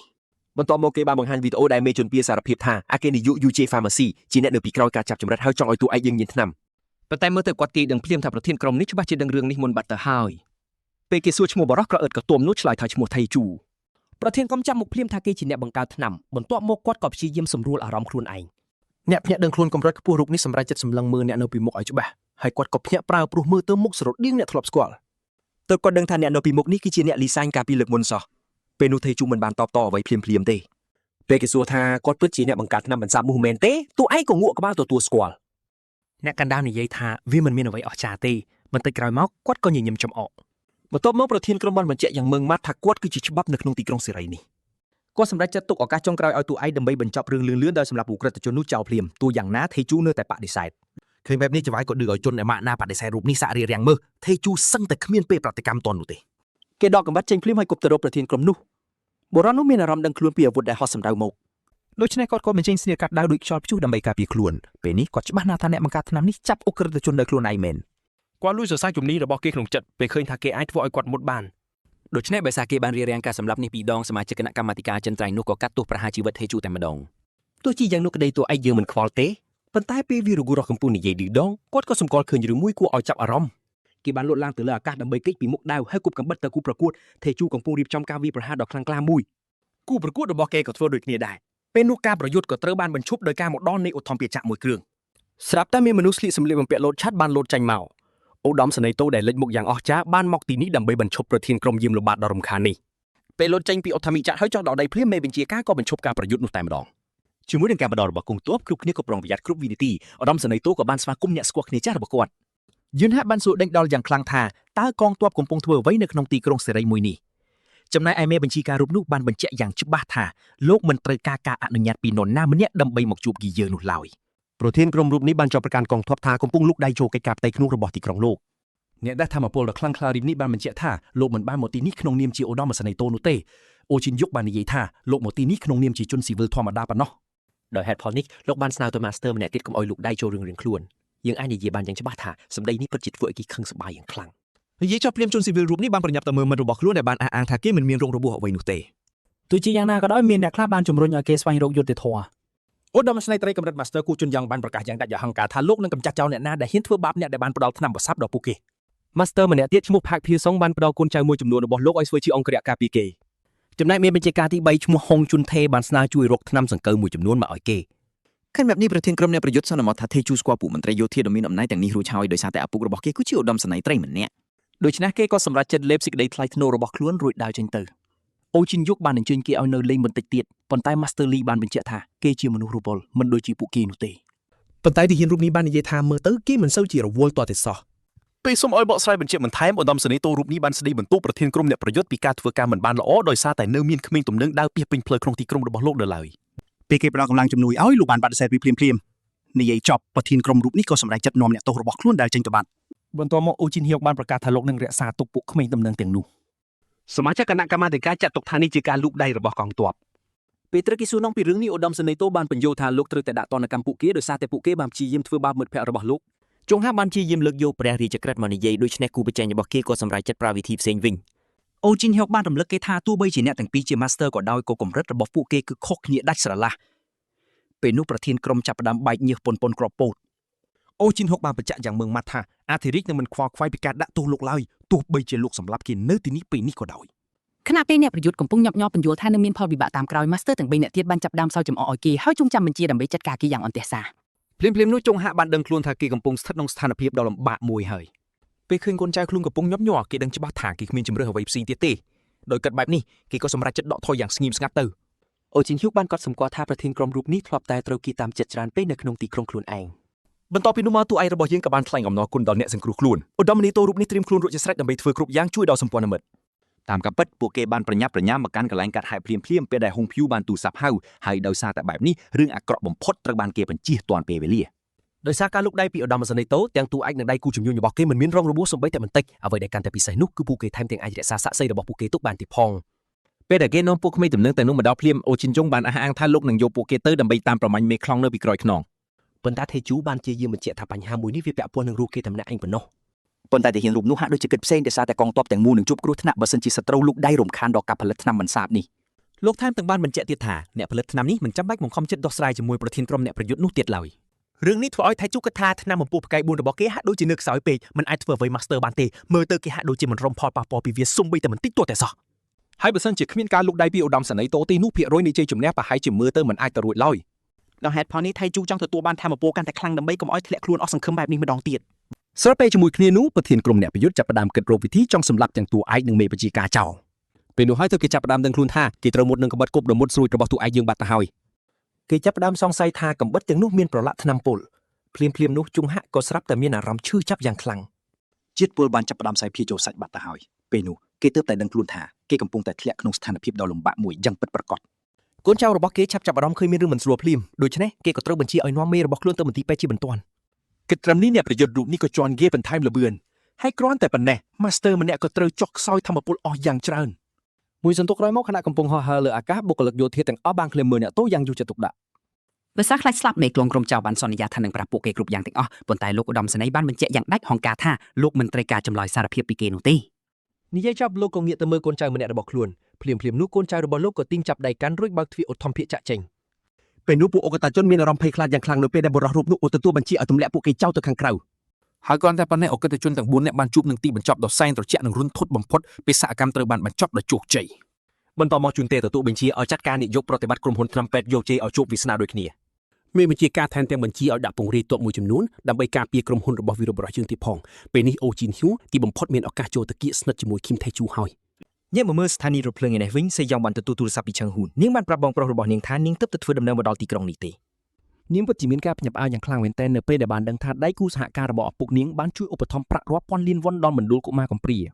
ហើយនៅពេលដឹងថាគេថែមទាំងបានចម្រាញ់ថ្នាំបន្សាបទី2រួចរាល់ទៀតនោះសេយុងគៀងនិយាយលេងចេញតែម្ដងព្រោះការពិតទៅថេជូមិនមែនជាជនបោកប្រាស់សោះនិយាយចាប់នាងក៏ដាក់ទូរស័ព្ទចុះស្របពេលកំពុងដើរចូលទៅក្នុងឡានតាក់ស៊ីនារីម្នាក់នេះបានប្រាប់អ្នកបើកបរឲ្យជូននាងត្រឡប់ទៅផ្ទះវិញពេលនេះនាងជឿជាក់ច្បាស់ណាស់ថាការត្រឡប់មកកាន់ទីក្រុងនោះនេះពិតជាមិនអស់ប្រយោជន៍នោះទេ ក្រៅមកនៅឯមណ្ឌលកុមារកំព្រារបស់ម្ចាស់ចាស់ក្មេងៗកំពុងតែលេងយ៉ាងសប្បាយរីករាយដោយសពដងលោកតាហុងភ្ជោពិតជាត្រេកអរណាស់ដែលបានឃើញក្មេងម្នាក់របស់គាត់មកដល់នាងបញ្ជាក់ថានាងប្រញាប់ធ្វើដំណើរត្រឡប់មកផ្ទះវិញភ្លាមៗពេលឪពុកនាងទេហៅលោកតាហុងភ្ជោបាននិយាយអរគុណហើយហៅនាងឲ្យដើរទៅតាមគាត់សេយ៉ុងសួរថាតើមានកម្មវិធីជប់លៀងអ្វីមែនទេហើយនាងក៏ឆ្ងល់ថាតើមានរង្ងោះអ្វីនៅក្នុងឆ្នាំងនោះដែរបុរសចំណាស់ក៏ប្រាប់ថានោះគឺជាសាច់ជ្រូកទឹកប្រឡាក់ជាតិពុលគ្រាន់តែលឺបែបនេះភ្លាមនាងក៏ស្រឡាំងកាំងធ្វើមុខលែមៗតែម្ដងនេះមានន័យថាបងប្រុសរបស់នាងនិយាយការពិតរឿងថ្នាំបន្សាបឲ្យឪពុកនាងក៏បានបញ្ជាក់បន្ថែមទៀតនៅតំហងពីក៏បបួលនាងទៅជួបដៃគូជំនួញរបស់គាត់ដែលកំពុងតែរងចាំដើម្បីកុំឲ្យទំនេរវីរបុរសរបស់យើងបានសម្រេចចិត្តដួលហាចែកដល់ក្មេងៗកំព្រាទាំងនោះឃើញបែបនេះបុរសចំណាស់ក៏ចាប់ផ្ដើមណែនាំពួកគេឲ្យស្គាល់គ្នាថេជូញញឹមស្វាគមន៍សេយ៉ុងយ៉ាងរះទាក់តែយ៉ាងណាមិញនេះមិនមែនជាការជួបគ្នាលើកទី1របស់ពួកគេឡើយនាងបានសន្ទោសចំពោះការប្រាស្រ័យមិនគប្បីកាលពីលើកមុនហើយប្រាប់ថានាងរំភើបណាស់ដែលបានធ្វើការឲ្យក្រុមហ៊ុនរបស់ពួកគេតួឯងយើងមានអារម្មណ៍ធូរស្រាលក្នុងចិត្តពេលនាងសន្យាថានឹងប្រឹងប្រែងឲ្យអស់ពីសមត្ថភាពដើម្បីជួយអភិវឌ្ឍក្រុមហ៊ុនថេជូឲ្យកាន់តែរីកចម្រើនប៉ុន្តែនាងមិនមែនជាមនុស្សតែម្នាក់ដែលសុំចូលធ្វើការទីនេះទេស្របពេលមានគេដើរចូលមកចិត្តវីរបុរសយើងក៏ងាកមើលដល់ការងឿងឆ្ងល់ម្នាក់នោះគឺជាវរៈសេនីយ៍ត្រីឌូមីនស៊ូដែលត្រូវបានចាត់តាំងឲ្យមកការពារសន្តិសុខនៅទីនេះជាមួយកូនចៅ11នាក់ទៀតវីរបុរសយើងពិតជាអរគុណសម្រាប់ទឹកចិត្តរបស់ពួកគេប៉ុន្តែគេបានប្រាប់វិញថាទីនេះប្រហែលជាគ្មានកន្លែងឲ្យទាហាន20នាក់ស្នាក់នៅឡើយ តែលោកវរៈសេនីយ៍ត្រីអះអាងថាពួកគេអាចរៀបចំកន្លែងស្នាក់នៅខ្លួនឯងបានចៃដនអីទេជូក៏បានខ្លាចជាអ្នកធ្វើការជាមួយពួកយោធាម្ដងទៀតបាត់ទៅហើយពេលមេបញ្ជាការត្រូវបានអញ្ជើញឲ្យចូលរួមពិសាអាហារគាត់ពិតជារំភើបលួចចង់ភ្លក់សាច់ឆ្លុះទឹកនោះយ៉ាងខ្លាំង ដូច្នេះហើយគាត់ក៏បញ្ជាឲ្យកូនចៅរៀបចំកន្លែងរួចទៅហូបបាយទាំងអស់គ្នាឃីមថេជូលែងខ្លាចជាមនុស្សឯកោទៀតហើយព្រោះទីបំផុតគេមានកូនចៅនិងបាក់ពួកខ្លួនឯងពិតប្រាកដហើយ ញាក់មកមើលប្រាសាទនៃទីក្រុងសេរីឯនេះវិញនៅក្នុងបន្ទប់ប្រជុំគណៈកម្មាធិការស្វ័យយ័តបទអក្រិតចាស់ៗរបស់នាយកប្រតិបត្តិក្រុមហ៊ុន Yoche Pharmacy កំពុងត្រូវបានគេលើកយកមកនិយាយ ពេលគេសួរថាតើគាត់ទទួលស្គាល់កំហុសទេបរិសម្នាក់នេះគ្មានជំរឿអ្វីក្រៅពីសារភាពកំហុសនោះឡើយ ក្រៅពីធ្លាក់ខ្លួនក្រហើយពេលនេះចូលហ៊ុនសុកខ្លាចជាមនុស្សដែលគេបោះបង់ចោលទៀតសត្រូវរបស់គាត់នៅរស់រីឯឃាតករដែលគាត់ជួលមកនោះក៏តាក់ទងលែងបានដែរ គ្រប់យ៉ាងបានធ្លាក់ចុះដុនដាបយ៉ាងនឹកស្មានមិនដល់ដោយហេតុនេះហើយទើបជំរឿរបស់អ ுக ្រិតជនម្នាក់នេះកាន់តែចង្អៀតទៅតែកើ ហ្សូហ៊ុនសុកមានកម្រងលាក់ខ្លួនមួយរយៈសិនរហូតដល់គ្រប់យ៉ាងស្ងប់ស្ងាត់ត្រឡប់មកធម្មតាវិញប៉ុន្តែពេលដែលគាត់កំពុងរត់គេចខ្លួនទៅកន្លែងសុវត្ថិភាពស្រាប់តែមានភ្លើងក្រហមមួយលេចឡើងហើយម៉ូតូមួយគ្រឿងបានជិះចេញពីខាងក្រោយ បរិនោះបានងាកមើលថាតើនរណានៅក្បែរទៅជាខាងឆ្វេងរបស់គាត់ស្រាប់តែឃើញមានអាវុធទម្លុះបំបែកកញ្ចក់នៅក្បែរគាត់ទៅហើយព្រាមនោះឈាមពណ៌ក្រហមក៏បានខ្ទាតចេញមក កៅអីពោពេញទៅដោយស្នាមឈាមយ៉ាងរន្ធត់បន្ទាប់ពីបញ្ចប់បេសកកម្មរួចរាល់ឃាតករក៏សម្រេចចិត្តត្រឡប់ទៅមូលដ្ឋានរបស់ខ្លួនវិញចំណែកឯនៅមន្ទីរពេទ្យឯនោះវិញប្រធានក្រុមអ្នកប្រយុទ្ធកំពុងតែតស៊ូដង្ហើមចុងក្រោយដើម្បីបន្តជីវិត ពេលនោះកូនចៅរបស់គាត់ក៏ได้ចូលមកជាមួយរបបដែលគេចង់បាននេះគឺជាឱសថទឹកលំដាប់កម្ពុជាដែលផលិតដោយក្រុមហ៊ុនមីរីណេ គ្រូធំទាមទារយកវាភ្លាមៗដោយមិនបង្អង់យូរគាត់ក៏ចាប់យកគ្រាប់ថ្នាំនោះមកលាបចូលទៅក្នុងពោះតែម្ដង ភ្លាមនោះសរសៃឈាមរបស់គាត់ត្រូវបានបន្សាបជាតិពុលទាំងស្រុងគ្រូធំម្នាក់នេះពិតជាមិនខកបំណងឡើយពេលបានប្រើប្រាស់របស់ដែលមានតម្លៃថ្លៃបែបនេះប៉ុន្តែរំពេចនោះស្រាប់តែមានអ្វីមួយនៅក្នុងខ្លួនគាត់បែកធ្លាយខ្ទេចខ្ទីអស់ភ្លាមបរិះដែលកំពុងឈឺចាប់ម្នាក់នេះក៏ចាប់ផ្ដើមជេរប្រតិចឃីមថេប្រូម្ដងទៀតយ៉ាងក្តៅក្រហាយ ស្របពេលដែលក្រុមហ៊ុនកំពុងរីកចម្រើនម្ចាស់ក្រុមហ៊ុនដឹងថាពួកគេត្រូវការថ្នាំបន្ថែមទៀតទើបគេសម្រេចចិត្តចូលទៅក្នុងជ្រោះភ្នំជ្រៅដើម្បីយកប្រមាត់ខ្លាឃ្នុំព្រះច័ន្ទយៈ ក្រៅពីថ្នាំគេក៏ត្រូវការស្រូបយកជាតិពុលថ្មីបន្ថែមទៀតដើម្បីបង្កើនកម្រិតក្បាច់គុណរបស់ខ្លួនឯងឲ្យកាន់តែខ្លាំង បន្ទាប់ពីស្រូបយកជាតិពុលសាច់ឆ្លុះយ៉ាងច្រើនសន្ធឹកសន្ធាប់អ្នកដែលទៅតឡើងដល់កម្រិតផ្កាយ4មិនយូរប៉ុន្មានពេលនេះជិតឈានដល់កម្រិតផ្កាយ5ទៅហើយ ពេលនោះគេក៏ចាប់អារម្មណ៍នឹងរឿងមួយដ៏គួរឲ្យភ្ញាក់ផ្អើលវាបរិះរបស់យើងបានរកឃើញដាំជួពុលដែលអាចបញ្ចេញជាតិពុលដើម្បីដេញសត្វល្អិតចង្រៃផ្សេងៗឲ្យចេញឆ្ងាយ សារធាតុពុលដ៏កាយសាហាវនោះបែរជាមានរសជាតិផ្អែមជាប់មាត់យ៉ាងចម្លែក បន្ទាប់មកទេយូហ្វូក៏បានជួបនឹងកង្កែបពូភ្លើងពណ៌ខៀវដែលមានផ្ទុកជាតិពុលយ៉ាងសាហាវនៅក្នុងពោះរបស់វាដោយឃើញថាវាមានលក្ខណៈសម្បត្តិដូចថ្នាំស្ពឹកគេក៏សម្រេចចិត្តរក្សាទុកវាសម្រាប់ការស្រាវជ្រាវមិនយូរប៉ុន្មានគេក៏បានជួបនឹងសត្វក្អែបឈើពណ៌សយៈមួយក្បាលទៀតសត្វចម្លែកមួយនេះមានទំហំប៉ុនសត្វពស់ធំមួយហើយផ្ទុកជាតិពុលខ្លាំងរហូតអាចសម្លាប់សត្វអុកបានដោយគ្រាន់តែខំតែមួយខំប៉ុណ្ណោះ